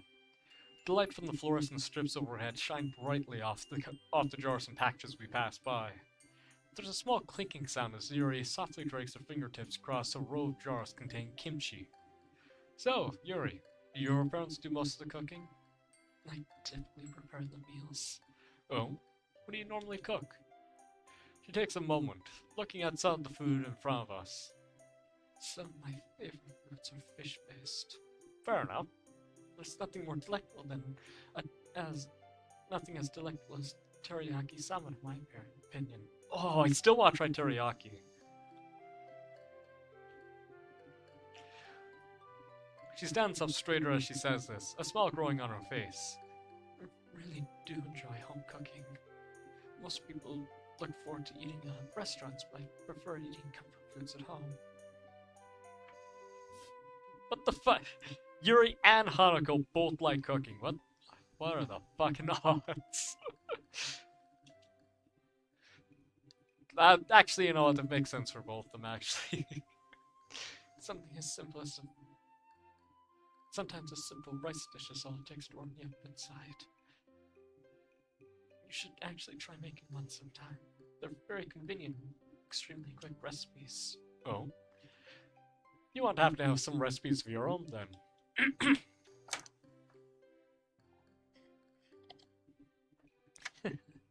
They hardly need recipes. One I usually reserve for breakfast is egg rice. I assume that you have a rice cooker at home, yeah? Who doesn't have one? I want to own a fucking rice cooker. That way I don't have to actually, like, think about cooking rice. I just put it into the rice cooker, call it a day. Do have a bread maker, though. Those are always nice. Really good for making yeast bread, though. Ooh. But no, don't have a rice cooker. I just cook rice up in a pot. Usually turn out pretty good. I can usually pretty much guesstimate how much water I need for it, so it turns out nice and light and fluffy. Well, that simplifies things a lot. All you have to do is make a bowl of nice fluffy white rice and dig up a small dip in the middle of the rice. At that, you crack an egg in the middle, season with soy sauce and rice seasoning, mix together with chopsticks, and you're done. Okay, egg rice, sure. More than likely it had to use pasteurized eggs and not non-pasteurized. Pasteurized just means that the majority, of course it's not going to get 100% of all the bacteria off of it, but pasteurized eggs remove most of the harmful bacteria, specifically some of the more harsher versions of the, what's it called, Salmonella located in it. It also makes the egg much more vulnerable to getting bacterial and viral infections within the egg, like turning it bad, which is why you have to, for pasteurized eggs, you have to store them in the fridge. Otherwise, they go bad really, really quickly. For non-pasteurized, you can keep them outside the fridge for extended periods of time. You could always put them in the fridge, but they can survive on shelves without being refrigerated for extended periods of time. The downside of non-pasteurized is they have to be cooked. 100% guaranteed, can't just eat the raw non-pasteurized eggs, because you can get various diseases from them. More dangerous ones obviously can kill you, but even ones like salmonella are extremely dangerous for you. Salmonella gives you massive diarrhea, and you can dehydrate yourself severely because of it. But I also don't know if Japan has pasteurized eggs. I assume they do based on what I've seen for all these things and how much raw eggs they actually use, but I digress. Huh, that does sound quite simple. Although I think I ran out of rice seasoning a long time ago. You can pick up some now. It's a simple, it really is a delicious dish, despite, or perhaps because of its simplicity. Yeah, egg dishes are really easy to make. Aside from the specific timed ones, those ones you have to watch a bit more. But like hard-boiled eggs, deviled eggs, even omelets and quiches are pretty easy to make. All they take is just... Some of the most ones will take like 45 minutes. That's for like your quiches and the extravagant ones. But even the simple ones could take like 5 minutes to cook. Assuming that you properly cook them at the right heat. Not suggesting people undercook their fucking eggs, but like simple ones, they don't take too long to make, and they're really easy to make. Unlike, for example, beef-based foods will take a lot longer to cook. Because you have to make sure the beef's fully cooked, the center is at the right temperature you're looking for, making sure it's seasoned, well, not just seasoned properly, but you get a nice caramelization on the outside. They're a lot more labor intensive than like an egg dish. But they generally taste better and fill you up a lot easier. You tell that I like cooking.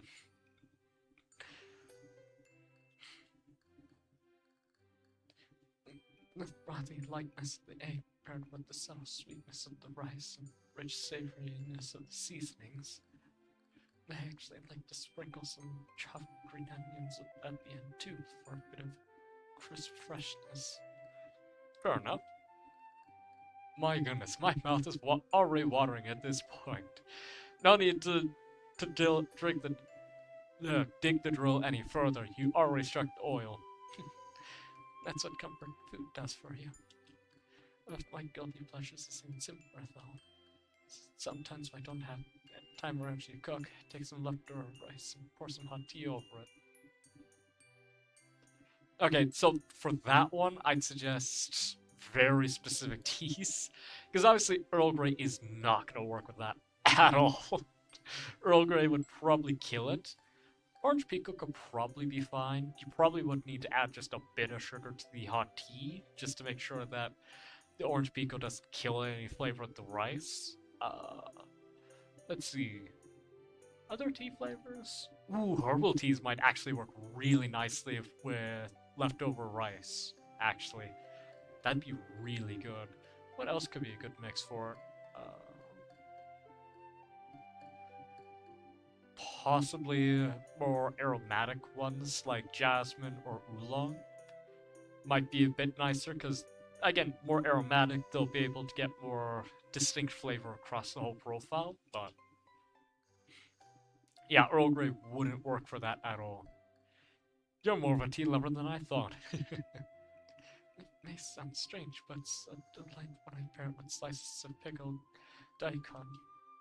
No, I get you though. When I was a kid, my mom used to make me leftover rice drizzled with soy sauce if I begged for a snack. For a snack, whenever she was too busy to cook me something substantial. Now that I think about it, probably it tastes similar to egg rice. Most likely, yeah. I do enjoy making more complicated dishes to accompany rice, though. Vegetable stir fries are good. Are dishes that I return to quite often. I do enjoy the combination of sweetness and umami. Yes, vegetable stir fries are really nice. The way the onion sharp, sweet taste pairs with other vegetables such as mushrooms, and bell peppers really satisfy my appetite. Another good one would be butter chicken. I actually got to try butter chicken a little while ago because I got to make it myself. Really delicious. I love to actually make a proper one as opposed to my semi one that I did with. So instead of using yogurt, I use sour cream instead. It still turned out really good, but I think the flavor profile of sour cream is a bit different from the yogurt that you normally use. So I'd be excited to try it the normal way. Wow, you're quite the chef, hmm? Yuri starts blushing and puts her hands together.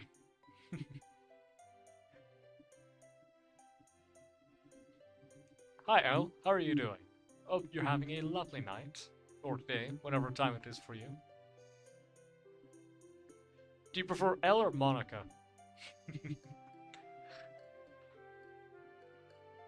Can never tell. Some people like being called by certain aspects, other people like it differently. Always better to ask than to assume. Because whenever you assume, you make an ass out of you and me.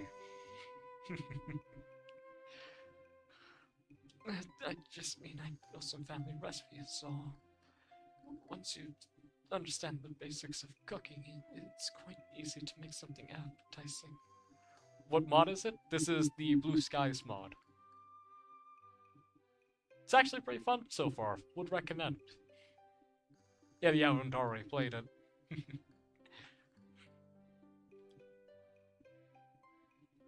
If your cooking is anything like your poetry, I'd love to learn from you. I'm not aiming to be a master chef, but if I could learn even just a bit from Yuri, I could probably mix up my dinners. Yes. The only reason why to learn cooking from an adorable being, so I can have a slightly more interesting dinner than... What was it again? Yes. Hot Pockets. As we pass through the freezer aisle, fill up a good portion of my basket with frozen dumplings. Buddy! Do you like dumplings then? Well, I do like dumplings. This brown gyoza is a bit special. Yuri stares at the freezer for a moment. How so? Well, I guess they hold some nice memories. Even though my dad did make homemade dumplings sometimes, my dad and I always liked this brand of frozen dumplings the most.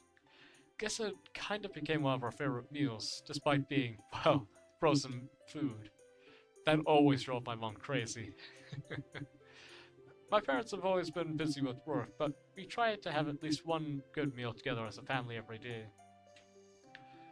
Then, after a while, we went from having them every day to every other day. And for a lot of those meals, my mom ended up making the gyoza because my dad and I wanted them. Why did you try and make them yourself? Well, we tried, but Dad and I always burned them. We tried boiling them too, but I prefer them fried. So I guess I kind of conditioned to associate these kinds of dumplings with good times spent with my family. Oh, I see. Ramon, Yuri's lost in thought. So, do you still burn them then, or... Hey, what kind of opinion do you have about my cooking? Never burn them anymore.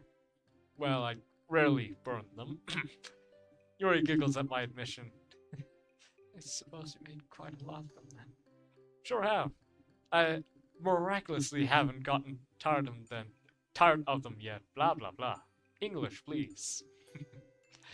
Actually, there's a funny story attached to one of the first times I tried making them myself.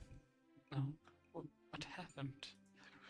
Do you remember how I talked about how Sayori almost burned down her house after she tried cooking? Yeah, I believe I do.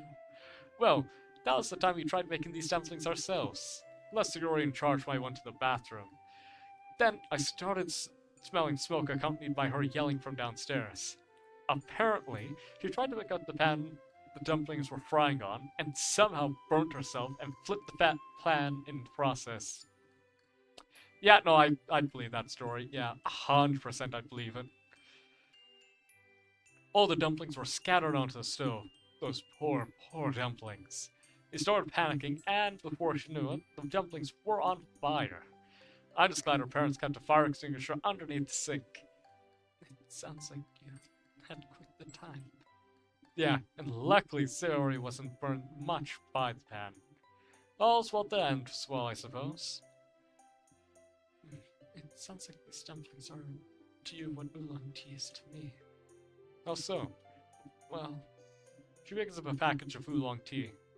When I was younger, my mother always made me fresh tea whenever I arrived at home. Occasionally, other kind of tea, but we usually had oolong. At first, I was indifferent to the tea, but over time, I developed a taste for it. Now, whenever I drink it, it reminds me of her. That's nice, Yuri. Guess it's more simpler than I imagined. You know what? I got an idea. How about we cook sometime together at my house this weekend? Are you certain? I mean, I'm not exactly an expert preparing food now. Well, good thing I'm no expert either. That way we can learn together. Gross. Nice to see your point there. So, Sunday morning work? I apologize, there's some obligations I must attend to on Sunday. Oh god, she's got masked. Ooh. She looks away for a moment, waving her hands. Not that I don't want to spend time with you. This Sunday's usually a day spent. Yuri turns away again. I guess she's lost in thought. Either that, or she really likes whole wheat bread. Shut up! Fucking writer than a writer's moment. God damn it. So, how about Saturday night? Yeah, that'd work. She lets out a long sigh of relief and continues walking with me to the checkout. With everything paid for, we start the walk home. As I turn to speak to Yuri, though, I spot a small flash of pink. Oh, it's Natsuki. Yuri starts speeding up a little. Did you want to go say hi to her? I don't know. It seems like she might be busy. Besides, don't you need to get those dumplings to the freezer? Fuck, I accidentally dropped. There it is! Ah, fuck! God damn it, why? Ah, my lower back again. God damn it. I mean, I guess, but... Shit! Okay. So, if we go say hi, we have the potential of pissing off Yuri, but increasing our friendship with Natsuki, so that way the two of them can see eye to eye with each other. Or, we could try and walk back with Yuri, which potentially will have a cuter scene accompanied with it. Fuck! Shit! I wanted to do this blind, so I gotta think. God. What would be better for Yuri? Talking with Natsuki, or fucking going home immediately and dropping off the dumplings? Shit.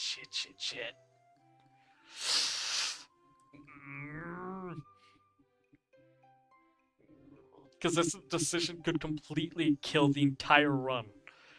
Every decision matters. If I want to get the good ending, I have to make every decision correctly.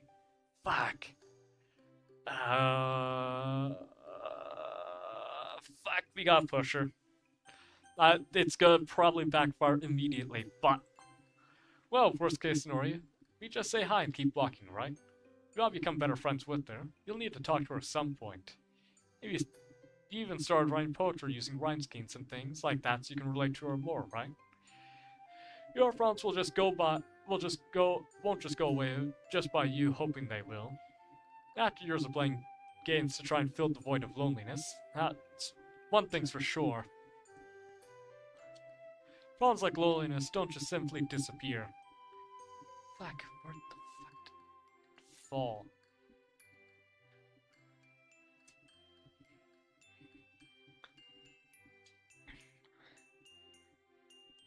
Shit, I gotta turn on my light.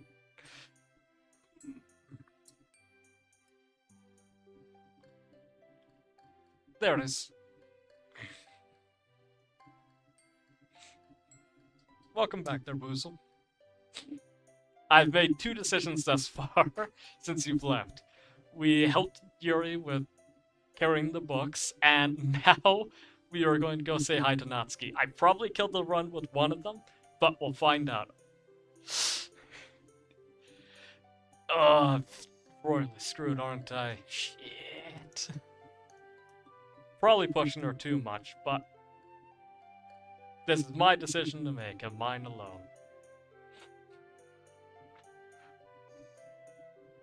If Yuri didn't come along, I probably really would have become a NEET. Hey, they mentioned a NEET. Let's go, baby. Well, I just don't know. Look at it this way. You remember how you talk with people about the people in books being like kind of like friends? Everything is breaking. No! I recall that. If all those characters never went after what they wanted, would they be any better off? Even myself sometimes, at least we tried. She stands there, contemplating everything I said. I do understand that you have a point, but it's difficult for me to do.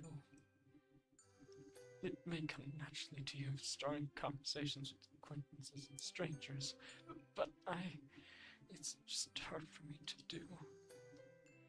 She looks away, playing with her hair. Well, you could at least start a conversation with me when I first joined the club, right? That was because I had to, so... About the book you gifted me. You negotiated that all by yourself, right? It's a duty as a club member to make you feel more welcome. That doesn't mean that I didn't rehearse the conversation over my head before I spoke to you. And admittedly, I do want to share someone to share my books with. So, you talked to Natsuki more? Well, wouldn't you be able to share your interest with her too? Might even be able to get her into your literature more, and who knows? She might have some manga in a genre that suits your taste. Yuri visibly inhales and breathes out a deep sigh. If I don't do anything, the current situation won't improve. She shakes slightly. How would I stick with you while you talk to her? That way, things don't go well, we can still walk away and you won't have to be alone. She takes another deep breath. I can see her visibly trying to compose herself. That would be nice. Can you give me a moment first, though? I need to gather up my courage. Of course. Thank you. After a brief pause, Yuri nods to me. Her face looks a bit grey with nerves, but her resolve seems solid at least.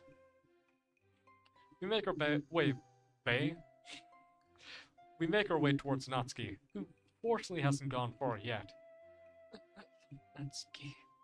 The greeting comes out a little loud, making Yuri grimace a bit. I try to show her a comforting smile, although I'm not sure if she actually saw it. Oh, hey, oi, boys. I expect to see you here. How are you doing? I'm doing alright, I guess. She glances over at the shopping bags I'm carrying. Is irredeemable, or my opinion changed? He's okay so far. I still can't believe that he would think about another woman when he was talking to Yuri. It's not that he's irredeemable, he just pulled a very shitty move of thinking of another girl while he was hanging out with a different one.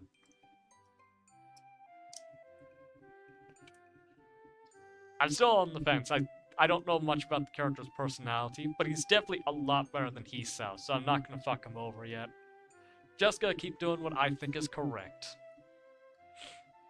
You guys gonna went shopping together? Yep. Yeah, we need to go to the same store at the same time. Yuri, you're making it sound a bit more promiscuous than it was. Oh, you just happen to, huh? I roll my eyes, causing Natsuki to smirk. That's right. It's actually Natsuki's teasing and sense of humor paired with Yuri's inability to deal with teasing that makes them incompatible. All of a sudden, a gurgling fills the air. Judging by the way Natsuki stiffened up, it must have been her stomach. Yuri fidgets for a moment as Natsuki looks away from us. Seems like Yuri's really struggling to get her words out. An idea popped into my head. Can't help but lean in to whisper to Yuri about it. Why don't you invite Natsuki over to your place for dinner? Yuri's face blanches slightly. Is she really that nervous about it? That's about underestimate her social anxiety. Can I show with the Western class? At this point, Natsuki's beet red. Natsuki, would you like to eat out with me tonight?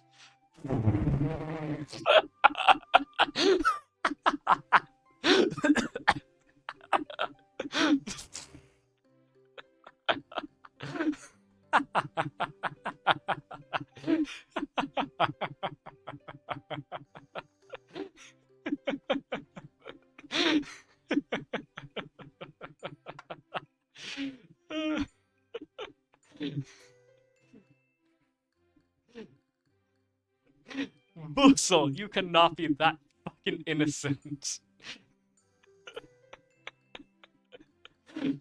Fuck's sake. If you can't understand. Arby's sandwich.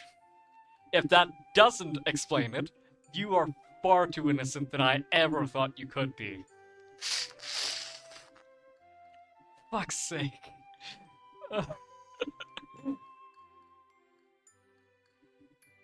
Is a bit of a stretch. With how I said it, I'm pretty sure that it sounded a lot more like eating her out. Gonna be honest.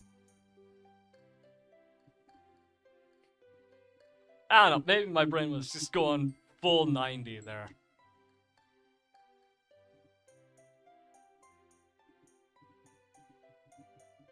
Yeah, on paper it doesn't sound like it, but when I said out loud, it really did sound like eating her out, which definitely did not sound right. Yuri's voice sounds a little strangled as she speaks. It's a bit strange that she wants to eat out tonight, though, considering how much she likes home cooking. Blah blah blah. Are you sure? Well, if you'd like, I haven't eaten out in a while, so I do have to put away my groceries first, but we can go after that. Natsuki's expression softens more than I expected. I don't want to pose. But I should probably go home soon anyway. I'm sure. It's really not a bother. If it doesn't take too long, I guess I could. I have to get takeout though. Well, I'm gonna be heading back home and put my stuff away. I'll see you all at the club. Before Yuri turns to go, give her a thumbs up and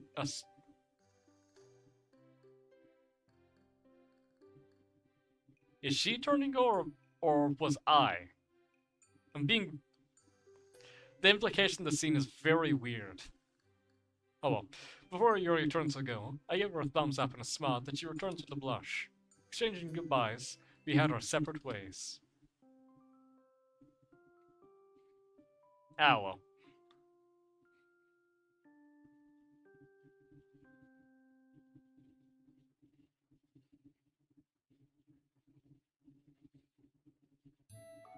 It's Saturday.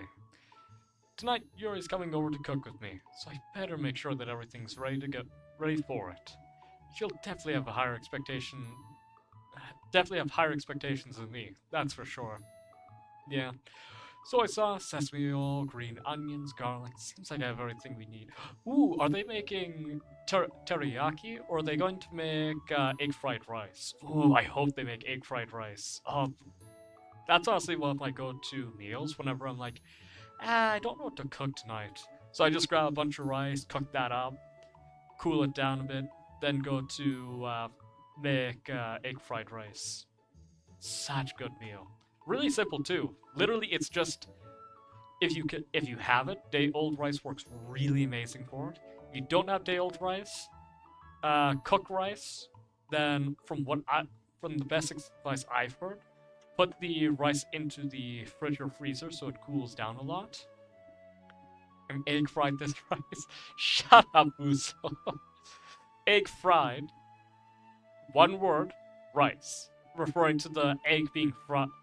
Referring to the dish itself being fried, as opposed to the egg frying the dish.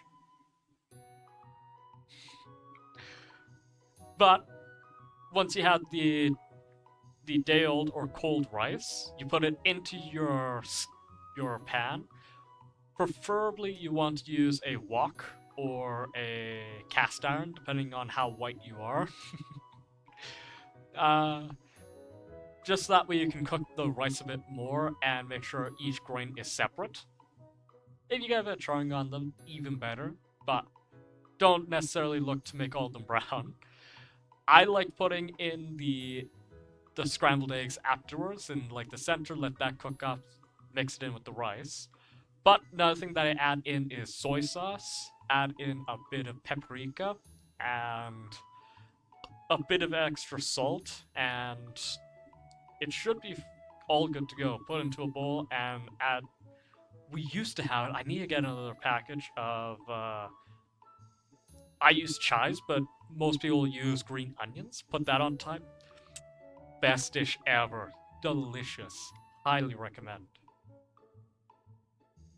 But I gotta try teriyaki at some point. Keep saying it, but I do have to try it. Don't have any pans for teriyaki at home, though. Let's have to see how much it costs to get one. All in due time.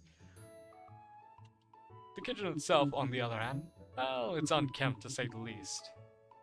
When was the last time you saw this stuff? I don't know, that kitchen looks pretty pristine to me. Also, is that a fucking pizza oven? Hold the fuck up. How did I not notice that? Also, is that a two-door stove?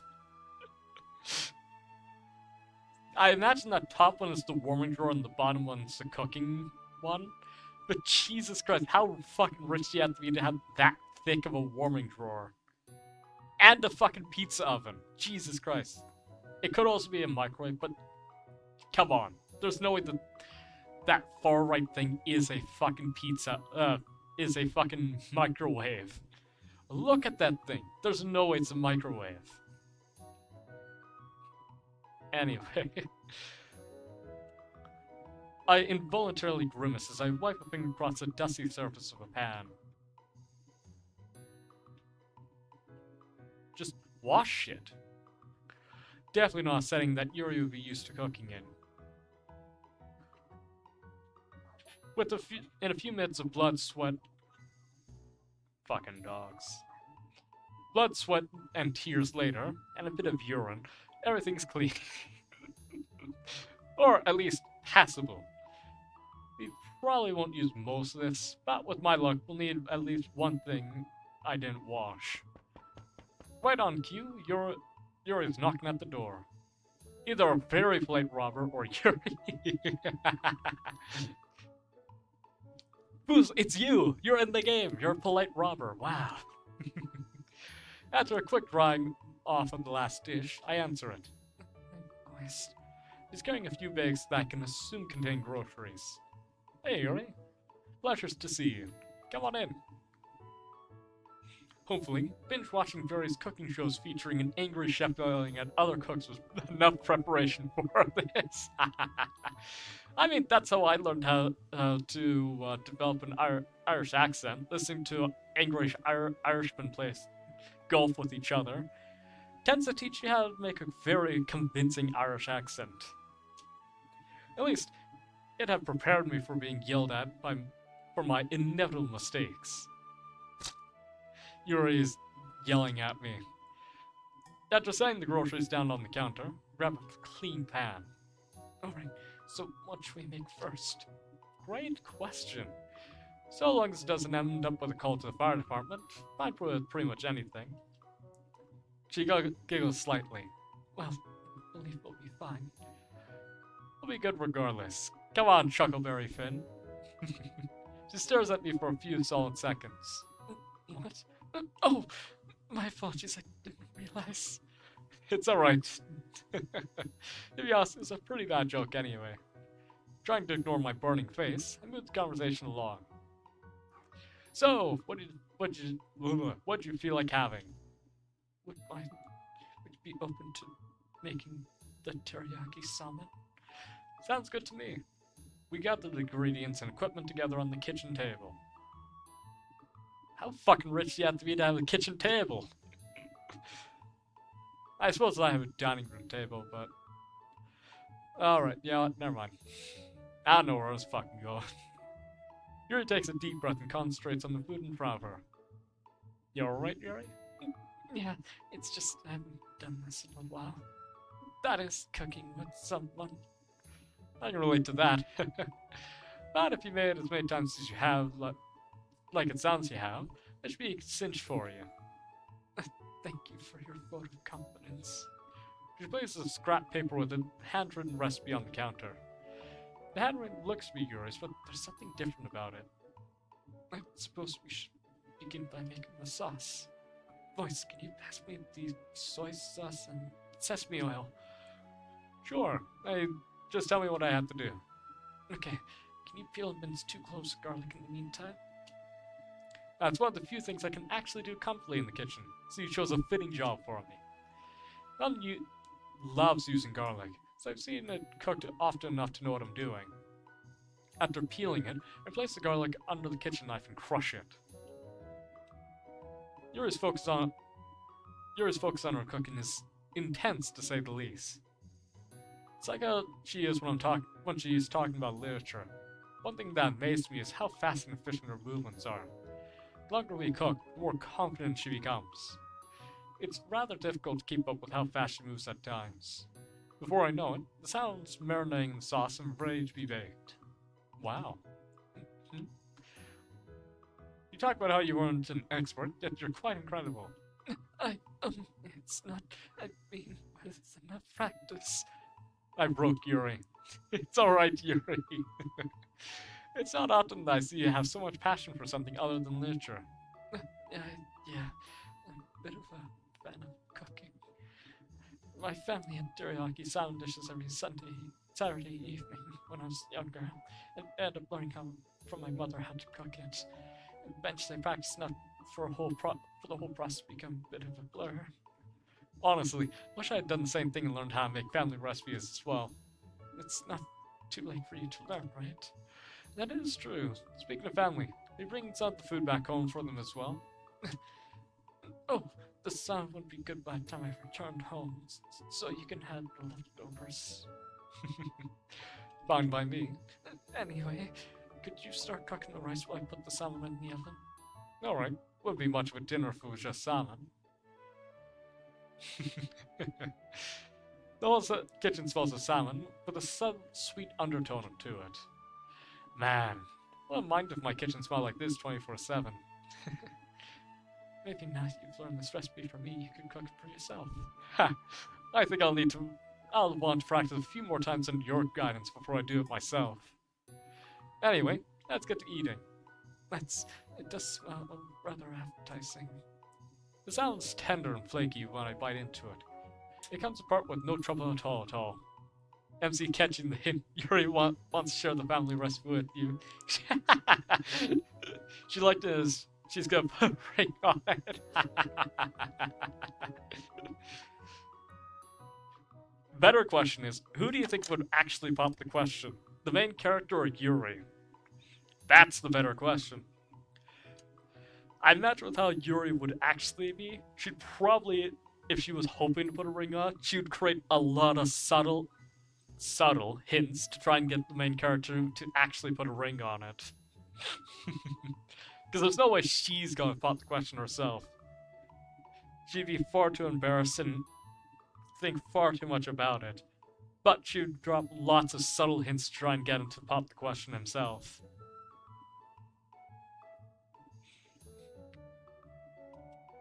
Each and every chew releases a burst of umami, the teriyaki flavor perfectly complementing the fish. Yuri. It's quite amazing. It's nothing, really. Despite our protests, a smile spreads across her face. A few minutes later, we've had our fill.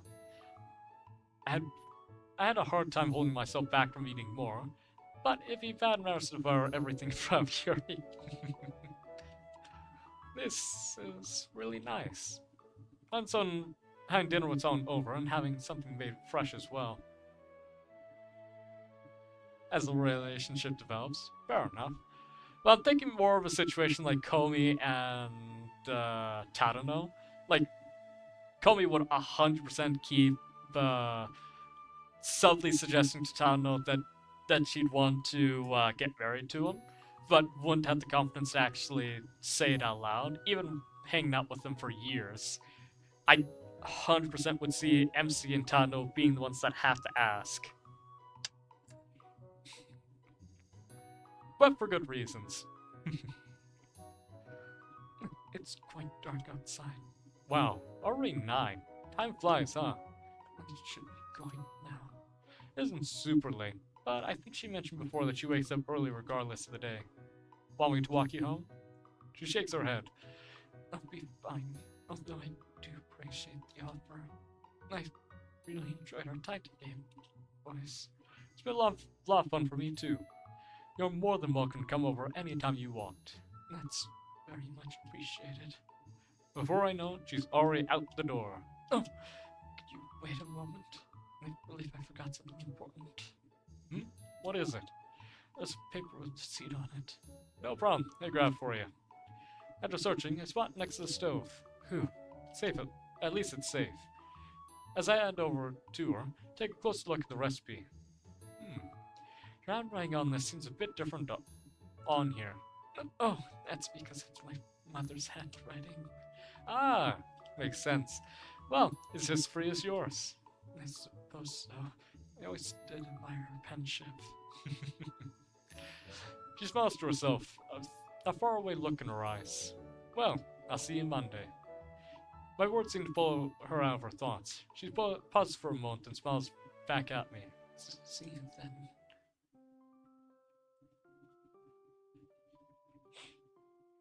I have a feeling it's going to be another Emmy situation where we're going to, after we start dating her for a bit, go to meet her father in the graveyard. Yeah, just throwing ideas out there. It's only been about a week or so, but I've been craving Yuri's teriyaki salmon a lot lately. So much so that I'm apparently just staring into space, thinking about it. Wonderful use of club time voice. Aye, boys. Ugh. Shit! Fuck! Sayori suddenly pops in front of me without warning. Sayori, don't fucking do that. Do what? Say hi? Don't startle me like that. You mean, don't wake you up like that, hey?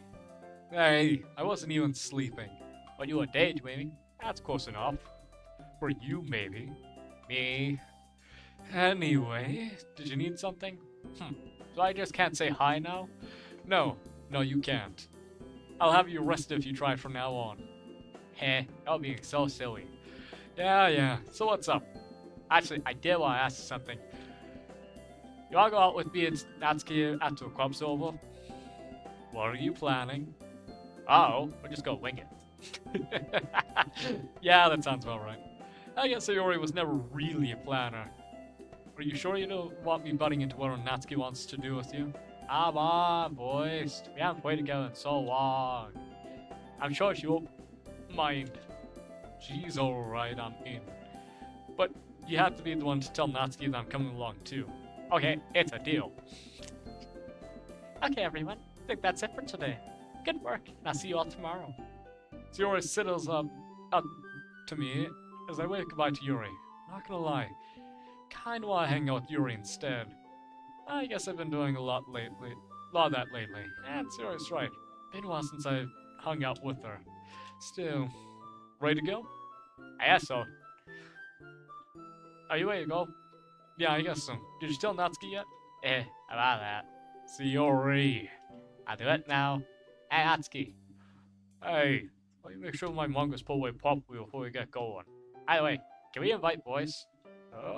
Why? I shrug and smile when Natsuki narrows her eyes at me. It'll be fun.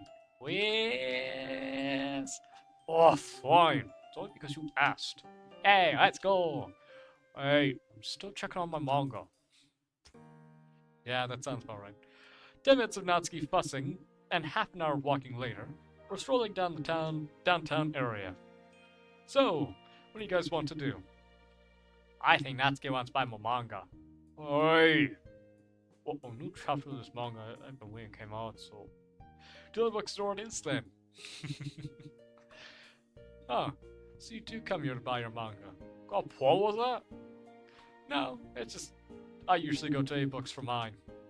Oh, I go there sometimes too, but the manga I want to pick up here today is Chibo Hero. Which magazine is it? Shut up, not Sayori. It's not like it's anything like a magazine or anything, Baka. Natsuki makes a beeline to the table stacked with manga and holds up a colorful illustration manga magazine. The characters drawn on the cover have exceedingly huge eyes.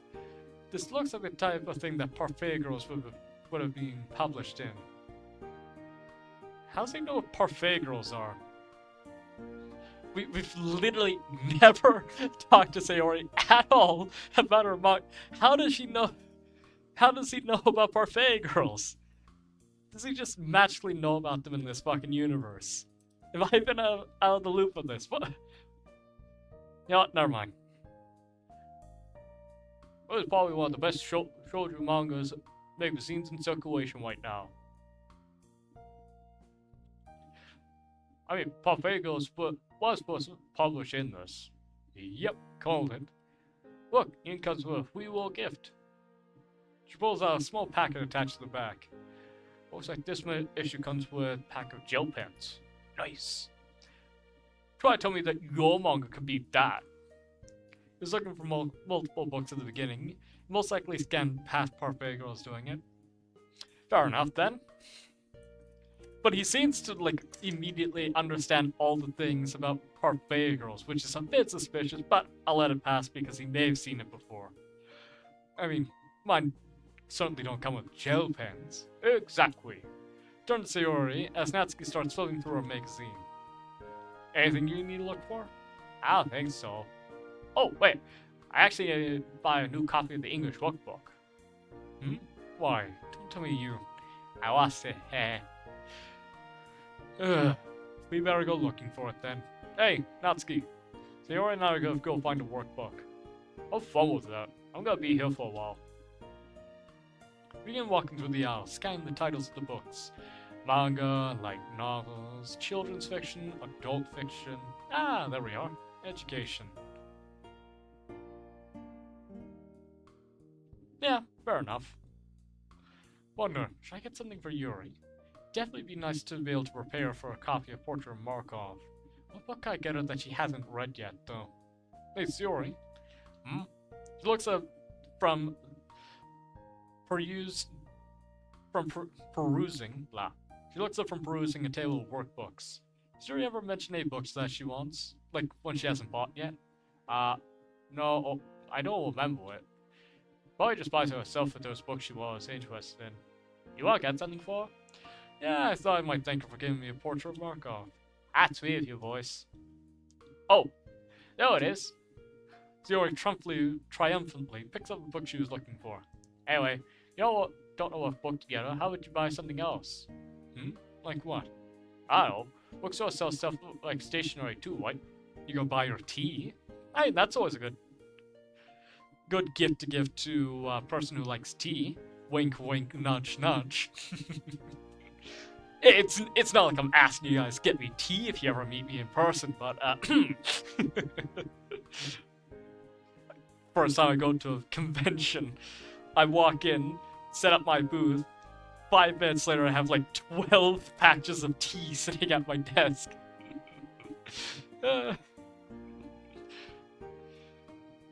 That's actually a really good idea. You should listen to me more often. I wonder if you always have good ideas. What? Are you saying that I don't? Hey, you're the one who said it, not me. She extends her tongue at me. Now, how about help me find the stationery section? Sometime later, we find ourselves at the front of the store with Natsuki. Oh, there you guys are. What took you so long? Sorry. Looking for something to get Yuri. I hold up a slim package wrapped in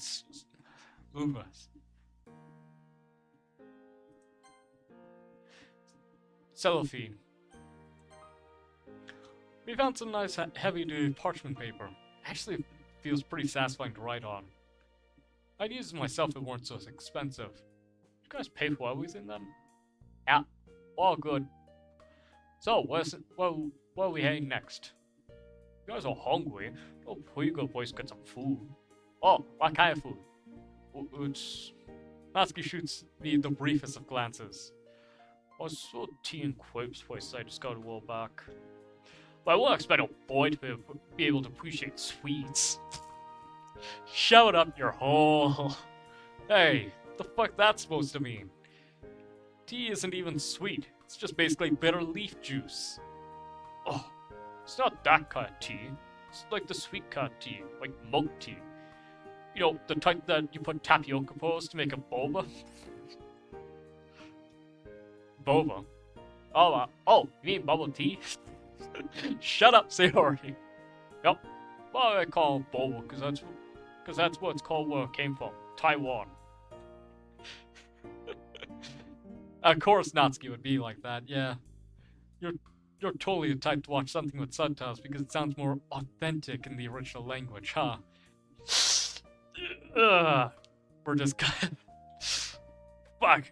Shut up, devs. Don't call me out for watching anime in Japanese rather than English just because the English voice actors just sound like white people trying their hardest not to fuck up a voice acting. I know, it just doesn't... A lot of English voices don't seem to always match the character's way of speaking. Though, it could just be them uneducated in terms of the Japanese space for voice acting. It is more authentic when it's not dubbed. Calling Bob was more Natsuki-ish anyway. It sounds so cute when she says it.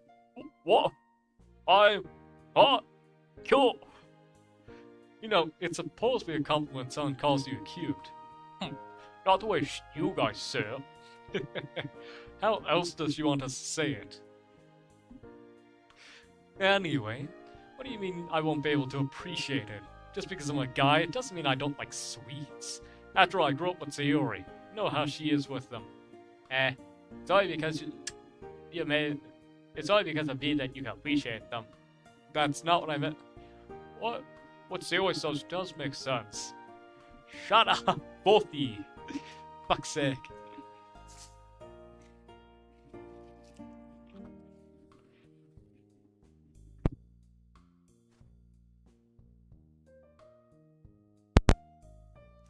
Man, I can't believe my audio cable's just gotten so much looser over the years.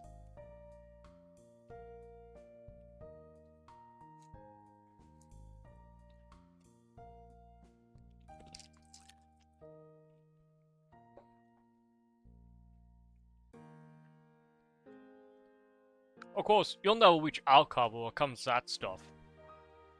But excuse you, I love my dark chocolate. Hell, do you mean that's not sweet?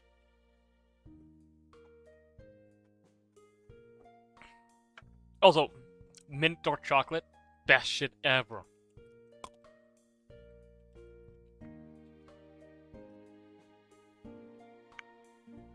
I guess I'm also kind of partial to the, like the chili dark chocolate too. Those are really beautiful to try. Sweet, bitter, and spicy really complement each other a lot.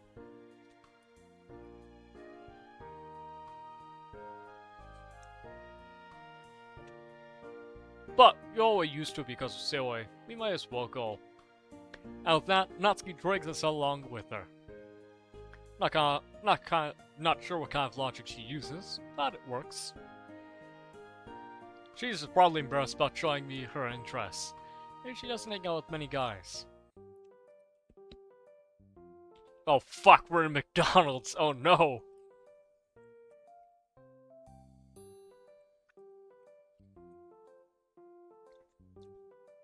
Here it is. Hatterford Tea. It looks like a fairly generic modern cafe. It's pretty empty right now, but I guess this time of day isn't peak rush hour for any cafe. I haven't been here in too long. Hurry up and all, guys. Hold on. You don't even know what's on the menu. You take too long and go all for you. Natsuki readily rattles off an order to the cashier. It's clear that she's been here more than a few times before. What do you think you're getting, Sayori? Ow, how about you? I haven't made up my mind either. Yes, don't you dare do that thing where you stand there indecisively for like half an hour. The daughter of her voice is bossy as ever, but there's a surprising smile on her face. Even Natsuki can't keep up the act forever, huh? Alright. Think I'm just gonna go with this. And before we all know it, we're seated around the table with our drinks in hand.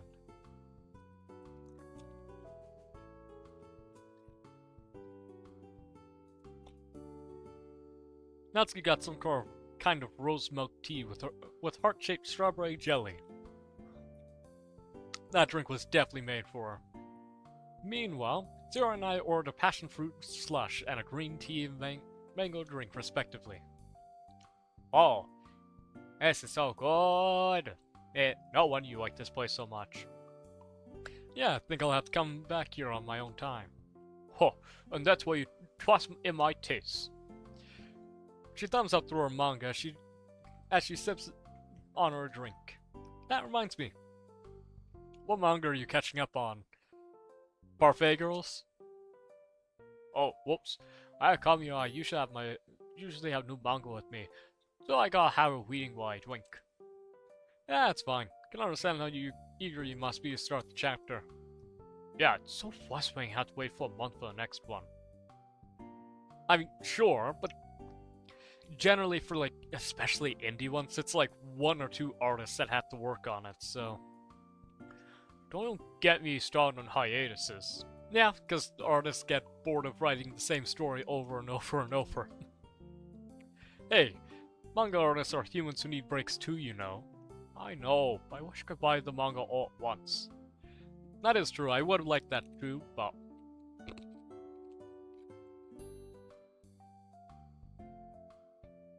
It also makes sense.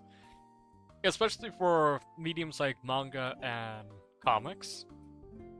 Selling them as full copies not only doesn't get as much hype for them, it also is a lot harder because, unlike with books where all of it's written out, our people do want to joke. Shut up, Boozle! But, because it's all a art medium and isn't a writing medium, well, isn't as much a writing medium, the priority on the art definitely takes a lot more time to do as opposed to writing out a few sentences. I'm talking about this from my experiences writing and drawing. It definitely takes a lot more focus, attention, and work that goes into making a manga for making a full-length series, as opposed to books which you kind of just write down everything, and then as long as you make sure that it's a linear story, you don't really need to worry about doing a bunch of art, making sure that the arc remains stable throughout the entire thing, making sure that you line up all your panels correctly. Not to mention that the art itself can take anywhere from 30 minutes to like 4 hours on a page. Even for like one of the best artists, The One, I believe is what his online name is, who makes like these elaborate art pieces that, like, literally, I've seen some of his practice work where he makes like ice and water drawing, and it's like hyper realistic monochromatic color schemes. It is beautiful, but it also takes him a long while to actually do the art for it.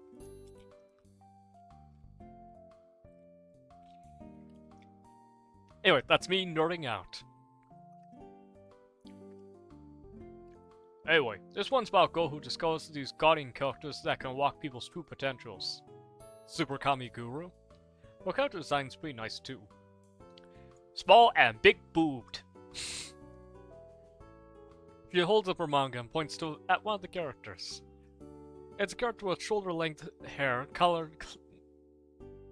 layered hair, clad in a school uniform that's fashioned in a tomboyish manner, complete with a tie and a random belt. Always like these kinds of visual key-ish designs. Like, they're kind of glamorous and androgynous, but super cool. Really? I always thought you liked manga with cool-looking characters. I mean, I do like cool characters, but I also like cool ones. You like that kind of fashion, why don't you try dressing up that way? Oh, do you know how hard it is to change your style?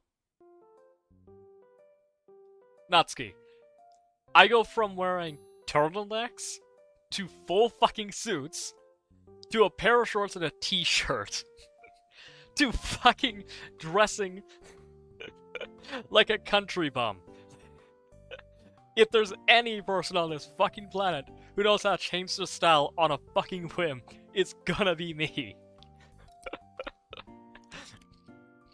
I wish I was joking about that too. The only reason why I don't dress like a country bum more often is A, I don't like jeans, and B, I don't have any flannel. I wanna get flannel, that way I can actually have more of a larger wardrobe. I also need more pants.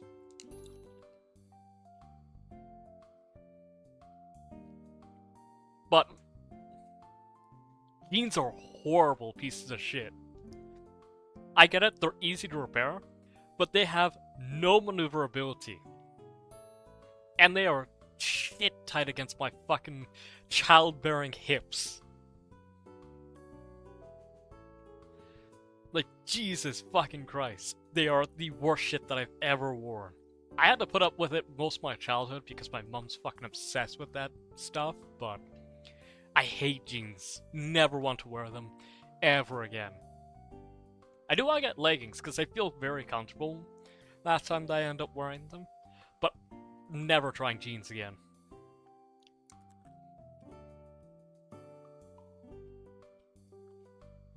I'll try jeggings, that way I can actually, you know, feign country look at some point, but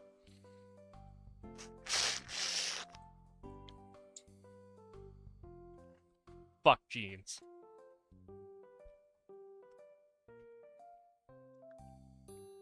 To be honest, I do kind of want to try it out at least once. It feels a little weird to dress differently. Like, I'm always too comfortable in my current clothes to change. Plus, I feel like it's kind of out of character for me at this point. Natsuki. It is not fucking out of character to try on clothes. People need to get this fucking stigma out their head that they can't dress the way that they want. Fucking wear whatever you want, buddies. I love wearing turtlenecks and full suits despite the fact that no one wears it. It's great, I love it. I always feel comfortable wearing turtlenecks though. They're so soft, wrapping around your neck to keep you warm. Feels like wearing a nice hug. And full suits just make me feel really comfortable. Have I talked about how I love full suits? What do you mean? Okay, have you ever watched the anime War's Revolution? No, can't say I have. Hey, either. Well, it's pretty old, so that's to be expected. But, for now, all you need to know is that the main character is a girl named Yuneta? Yuneta? Is definitely out of character for Natsuki, mainly because she can't afford new clothes to change into. Well, she can't afford to eat, so makes sense that she couldn't change clothes. Utena. There's a girl named Yuneta, and her best friend is a girl named Wakaba. So Utena is a coolest of the cool. She's a girl, but also wears a sports uniform, and even has a fan club of girls at school. So it's a Yuri. Meanwhile, her best friend is super cheesy and goy, and really depends on Yuneta for things. You probably guess what that she wears a girl's uniform.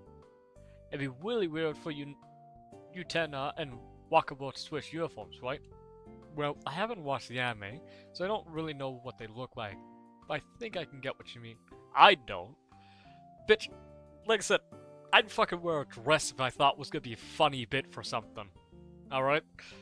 I don't give a shit what people think of me. I do want to try kilt. Lots of my other family members end up wearing kilt. I really want to try one. They look really comfy. But you're not cut to an anime, Natsuki. Can't you change if you want to? Not like immediately though. Plus, you know, there's gotta be a bunch of people judging you for it. Sometimes facing judgment for the sake of change is worth it though. Yeah, anyway, it's not like I dislike cute clothes. Ah, dumb, you know. I pick out clothes because I thought they were cute, and I like cute things. Baka. Also, I want to be a wakaba. I wish I could be as cool as Utena. So strong and independent. Fuck, modern internet has really changed what strong, independent women ends up bringing to the forefront of a person's brain, huh? Like, I'm sure most people who are not from North America will probably think of characters like, oh, you know, the character from Alien, the Terminator lady. But in North America now, the idea of strong, independent women immediately brings my brain to fucking the movie Captain Marvel that honestly makes me want to just punch her in the fucking face. Again, no shame to Brie Larson. Great actor. I assume. I haven't seen her other works, but she seems like a decent human being. When the camera's not on her and doesn't have to defend a single role. But, my goodness, do they give her nothing to work with for Captain Marvel? Jesus Christ. To be fair, there's not much to work with Captain Marvel in the first place. She's kind of a bad character from the very beginning. She originally started life as Miss Marvel. How again passed over to Kamala... What's her last name? Gaslight Gatekeep Girl Boss! Yeah. But Miss Marvel has always been a divisive character in the Marvel Universe. Because the thing is, she's not very relatable. She got her Captain Marvel abilities on a bullshit way, and only became Captain Marvel because the writers decided that the old Captain Marvel, or Captain Marvel, couldn't be able to keep the mantle going, so they just gave it to her instead. I know, very much bullshit. And, yeah, since then she's been the Captain Marvel, and kind of just gets bullshit powers because the writers don't know what to do with her. Her original ability, I believe, was supposed to be able to absorb and disperse energy, kind of like what vibranium does. It takes energy, absorbs it, and disperses it back out. But she keeps getting so many more bullshit abilities that it really becomes hard to tell what she actually does, and what keeps getting continuity changed constantly. So like I said, she's a really hard character to write for from the beginning, and when you don't get enough competent writers to really define the character, like what Robert Downey Jr.'s Iron Man did, it becomes really hard to make a character passable to the general public. Because comic Iron Man is a really hard sell. He's an asshole alcoholic that really is a horrible piece of shit. Literally, in one of the timelines where he gets to prove he's the smartest, right?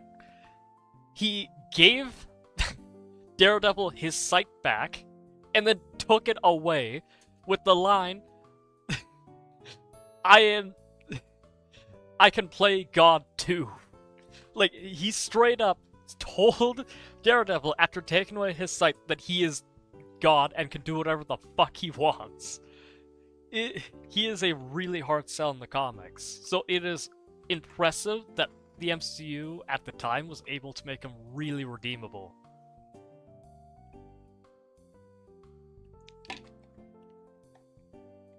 Anyway, that was my spiel on writing.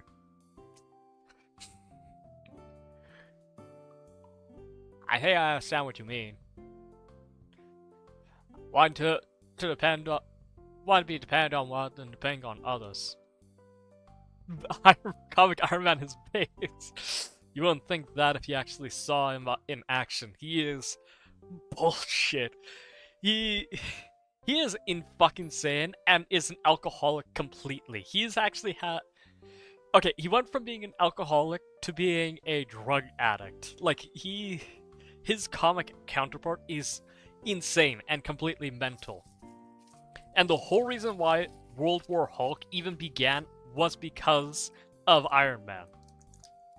Straight up. Doctor Strange didn't want to do it. Fucking... Straight up, Namor and Professor X weren't on board originally with shooting fucking Hulk into space. And in case you were wondering, for comics, if Namor is telling you not to do something, or that what you're doing is bad and horrible, you really need to take a step back and really rethink what you're doing. Because that man will only tell you if something's bad if it is horrible. Like, Jesus Christ. Comic Iron Man is nut job. Oh, in case you're wondering what I'm referencing for Iron Man, Professor X, Strange, all that. Yeah, Iron Man in the comics is a part of a group called the Illuminati. Along with Professor X, Namor, Doctor Strange, Mr. Fantastic. I feel like there was one more. It is like a mixture of the most powerful people on the planet. Well, rich, powerful, rich, smartest, and Iron Man. Anyway. Man, why did this conversation get so serious? Aski, you want we can go clothes shopping sometime. Then you could try out different styles and see if there's anything you like. Maybe. Baka. There's an uncertain tone in her voice, but Natsuki's smile is genuine. If you want to go clothes shopping with Sayori, she's just gonna say you look good in everything. Hey, there's nothing wrong with the little positivity. That's something you got one voice. What about Natsuki, I'm positive that I'm more positive than you, boys. I roll my eyes at that. It's been so fun, guys. We should do this more often. Sure. Yeah. I think I have to go now, though. Can't be waiting for dinner, otherwise my dad's gonna beat the fucking shit out of me. I couldn't go through that full line without laughing. Not at, like, the child abuse thing. That's not funny. Alright. We here at VoiceOver Incorporated do not condone brutality, child endangerment, and, more importantly in this situation, assault. But, however, we do find fictional characters in these situations very funny. Hamburger. My phone's still dead. Although, at 93%, I can take the tablet off the charger.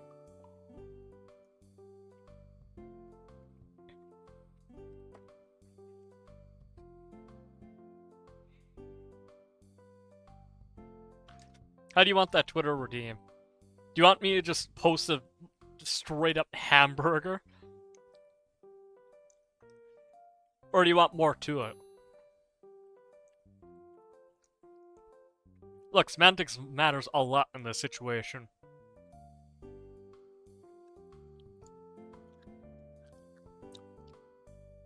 Just type out hamburger, nothing else. Fair enough. I have to wait for my battery to go, but I'll...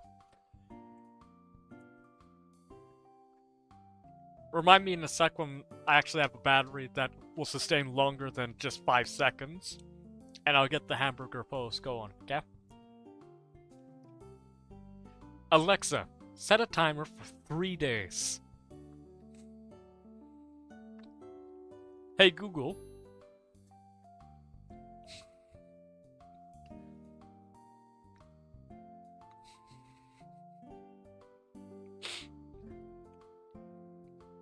Let's see, what's the other one? Hey Bixby. Can you count to a Googleplex?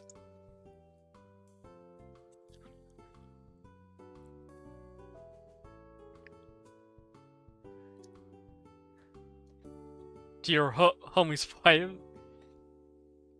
When your homie's wife has a kid? Alexa, set a timer for 18 years. No. I do not condone that one.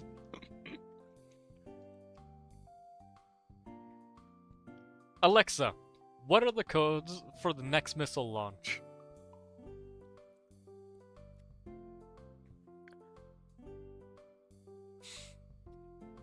Hey Google, how dense are human bones?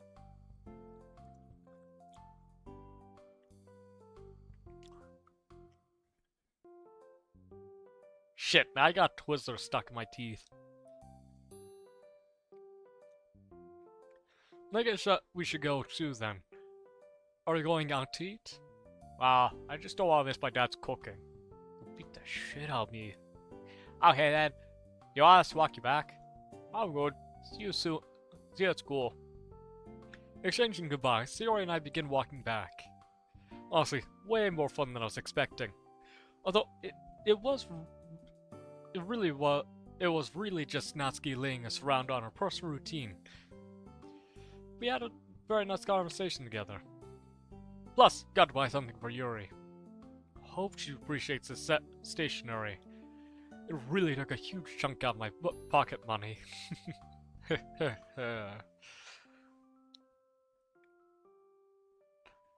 Go on, Natsuki. You don't want to get your ass kicked, do you? Hold on, why does Natsuki Maka's eyes turn to a pure black abyss? I idly twirl my pen around my fingers, sighing at the blank piece of paper in front of me. You'd think with all the poems I've written so far, it'd be pretty easy to start on yet another one, but I have probably getting inspiration in writing a horror-themed poem. In order to solve— oh, this is the Halloween event!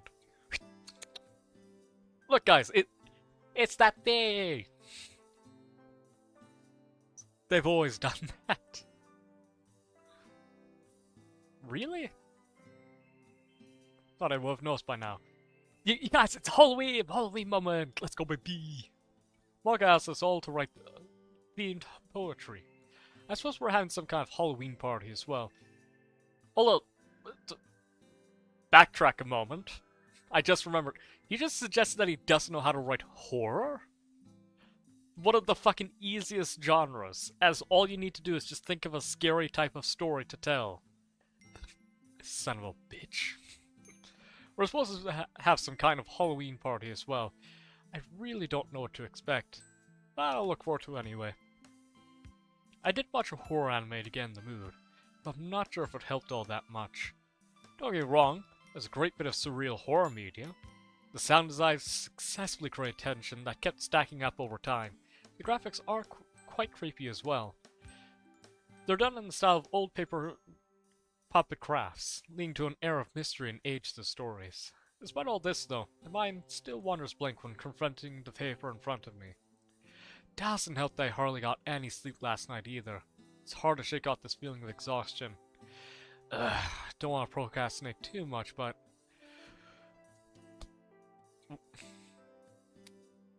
come on, I gotta think of something.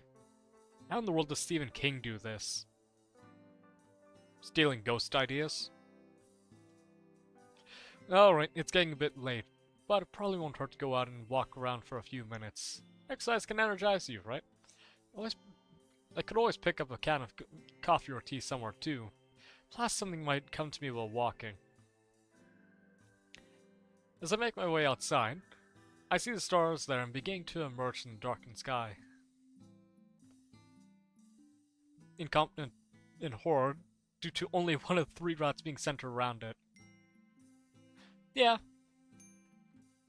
Like I said, it's like one of the easiest ones to write because a lot of it is ghost stories or monster-based stories or surreal horror. Really, I find horror to be one of the easiest ones for me to write. As, to be fair, I mostly write psychological horrors. Horror itself is a genre that's both easy and difficult to write for, as most of it is just personal fears reimagined as physical things. Like, for example, a fear, like clown-based stories could be fear of childhood, or trauma based on prior experience in childhood.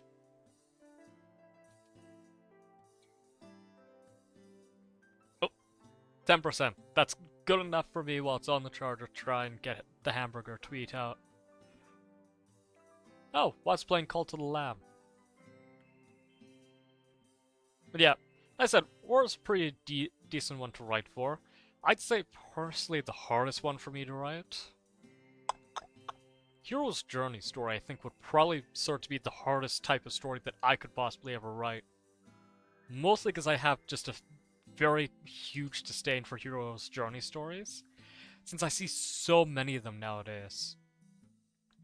In case you don't know what a Hero's Journey is, it's a story, well, subset of stories based on Journey to the West-esque kind of stories.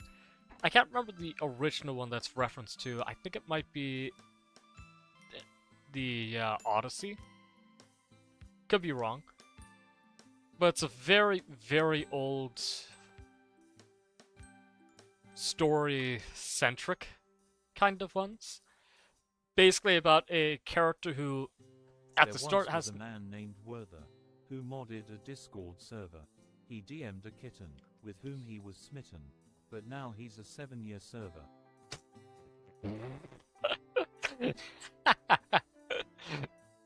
Well, that's one way to write a limerick. But yeah, it...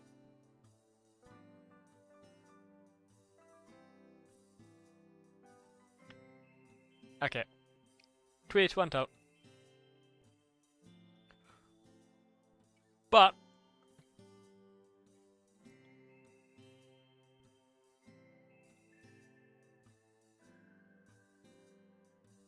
Hold on. Oh, WOD went live. Oh, didn't realize that.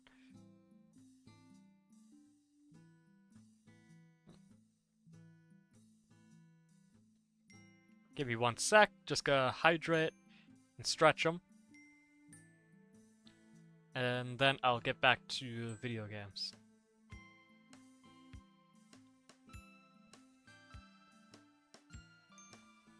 Gotta support my friends, but yeah. Anyway, horror's fun. Definitely one of my favorite genres to write. Hero's Journey, probably the one that I'll struggle with most. As I make my way outside, I see stars here and there beginning to emerge from the darkened sky. How dark does the city have to be there? It looks like there might be a small chance of rain, and it's a bit nippy as well. Don't think it's anything I have to worry about though. What's a good place for poetry inspiration? I stretch languidly as I stroll past a set of train tracks. Or isn't there a graveyard around here somewhere? No, don't go to a fucking graveyard at night, you son of a bitch. I don't know. What would I say would be the best place for inspiration of horror? I'd say, in terms of horror, parks with lots of trees are really good places for horror inspiration. As in parks, you get to see a lot of silhouettes in there. You could really have your imagination go full buck wild. If I recall correctly, it's a quick walk away from where I'm at. It'll probably seriously creep me out, but requires sacrifice. A few minutes later, spot a wrought iron gate to the cemetery. It's quite dark as there aren't any lights, but I can still make out the dark greens of ivy shaking out the iron fence, as well as a flash of violet just inside the gate. Hold on a minute. Hey, Yuri! Fuck! Jesus Christ. Is she wearing a fucking robe? Hold on. There once was a man named Nick, who managed to blow his own deek. He nutted in his mouth, but things went south, as he woke up and was sick. Shut up, Moose. We're just gonna ignore that Yuri has a bathrobe on. She seems back for a moment, after noticing me, but quickly regains her composure as we approach each other. I voiced. Didn't see you there. Apologies if I startled you now. Oh, it's no bother. Wait, why is Yuri in the graveyard? Oh... It's supposed to be a cult. You know, they could have used buttons.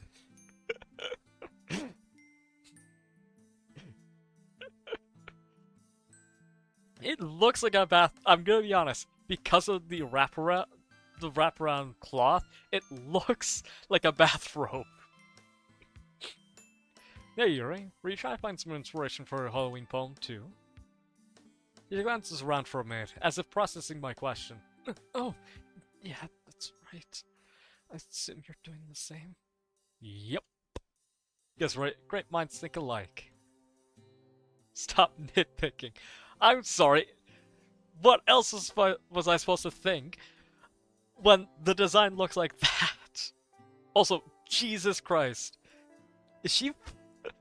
Yeah, I know this might be a bit weird of a question. Is she fucking an F cup? A G cup? Jesus Christ. Do they know how large they're making her chest seem? Hold up. Is that even fucking... I know, I'm being nitpicky again, but it's... Her chest looks like it's even larger than it's supposed to be. With how they colored just on the underneath section of her chest. Jesus Christ. Yuri gives a slight chuckle at that. I was thinking of getting something to drink too. I'll come along? Well, it's getting a bit late. Ah, no problem. Just planning to go get some tea or coffee from a store for a minute. I see. In that case, I could probably keep you company for a bit. Smiling at each other, we decide to make our way to the shopping district. Yuri, I think I know something on your shoe. Is that so? We slowly take a we slow to a stop as she bends down to pick something off of her shoe. Is that a rose petal? Where'd that come from? It must have been something that came off the flower arrangements back in the cemetery. You know, writers, it's not as subtle as you think you might be making it. Wait, hold on. Is that fucking raspberry? No, it's just strawberry. I got my hopes up for a second. No, it wasn't raspberry.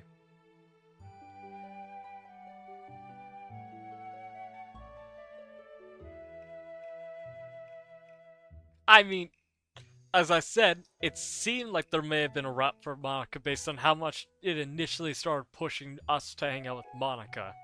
Alright? It could have just been from that one action, but still. From my perspective, it looked like we were hanging out with Monica a lot more than anything would suggest otherwise. Ah, makes sense.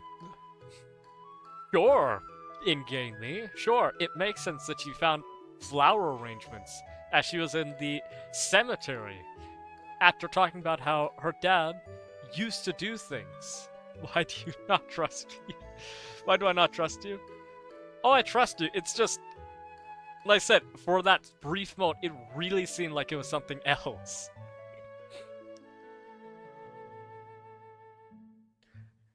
It's nice to know that people's graves are being tended in there. I agree.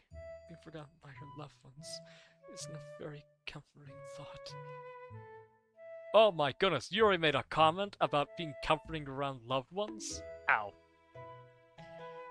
Jesus Christ. There's no way that this could be spelled out any more for him. Jesus Christ. Were you walking around in there for a while? For a little bit. I had some trouble setting on a certain theme for my poem. Come on, in-game me. You're almost as bad at reading people as fucking Yuri is. Jesus Christ.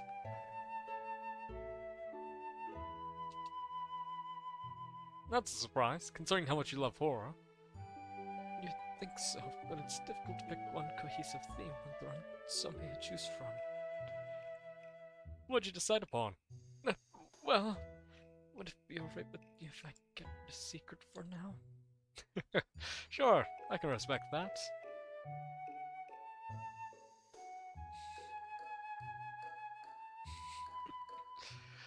Come on, me.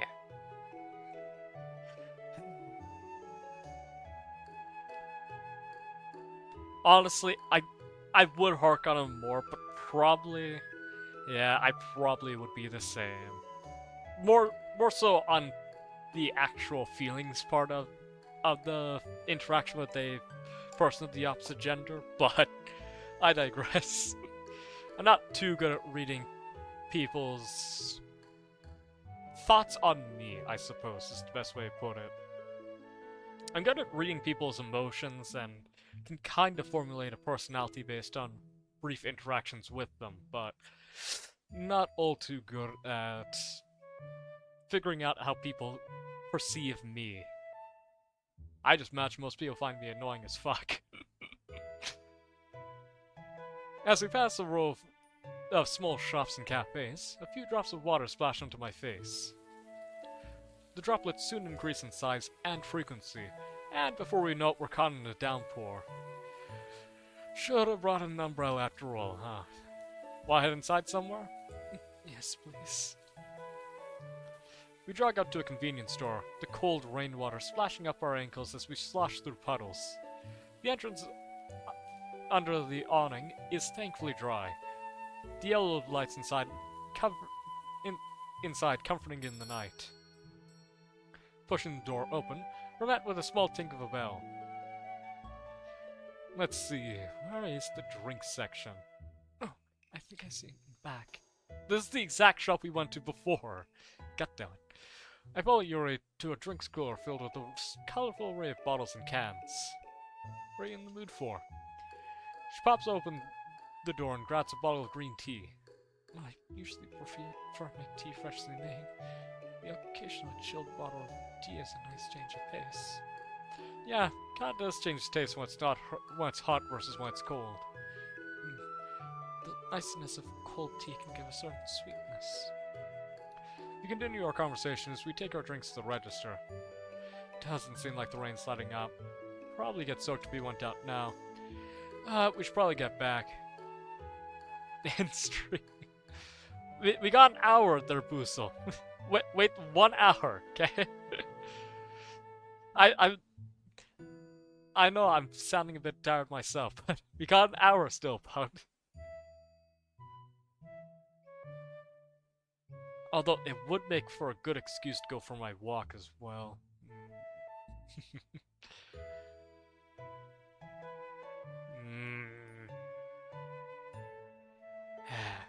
You're lucky that I'm just in the mood to be wanting to go on a walk as well.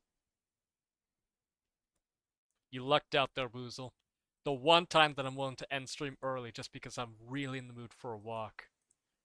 Ooh, and then I can make some warm tea and prepare some iced tea while I'm at it too. Now, there's a slight possibility that I might do a cooking stream tomorrow, depending on how I'm feeling and when I actually start cooking. Small possibility, but we'll see what happens when we get there. But thank you all for watching. We'll probably end up rating WoD if you guys want.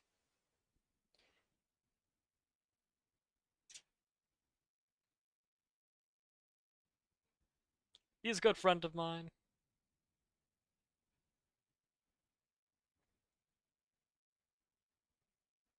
Still gotta make pasta, yeah.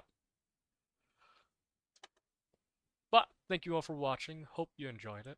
I know I'm not always all that entertaining, but I still appreciate when you guys actually just come by to hang out, even for a few minutes. So, with that being said, thank you all for watching. Hope you enjoyed it. We'll see what we end up doing tomorrow. And I won't be streaming next week. Keep that in mind, because I've got Remembrance Day to do. Statutory holiday. I suppose I'll see you all in the next one. Bye-bye.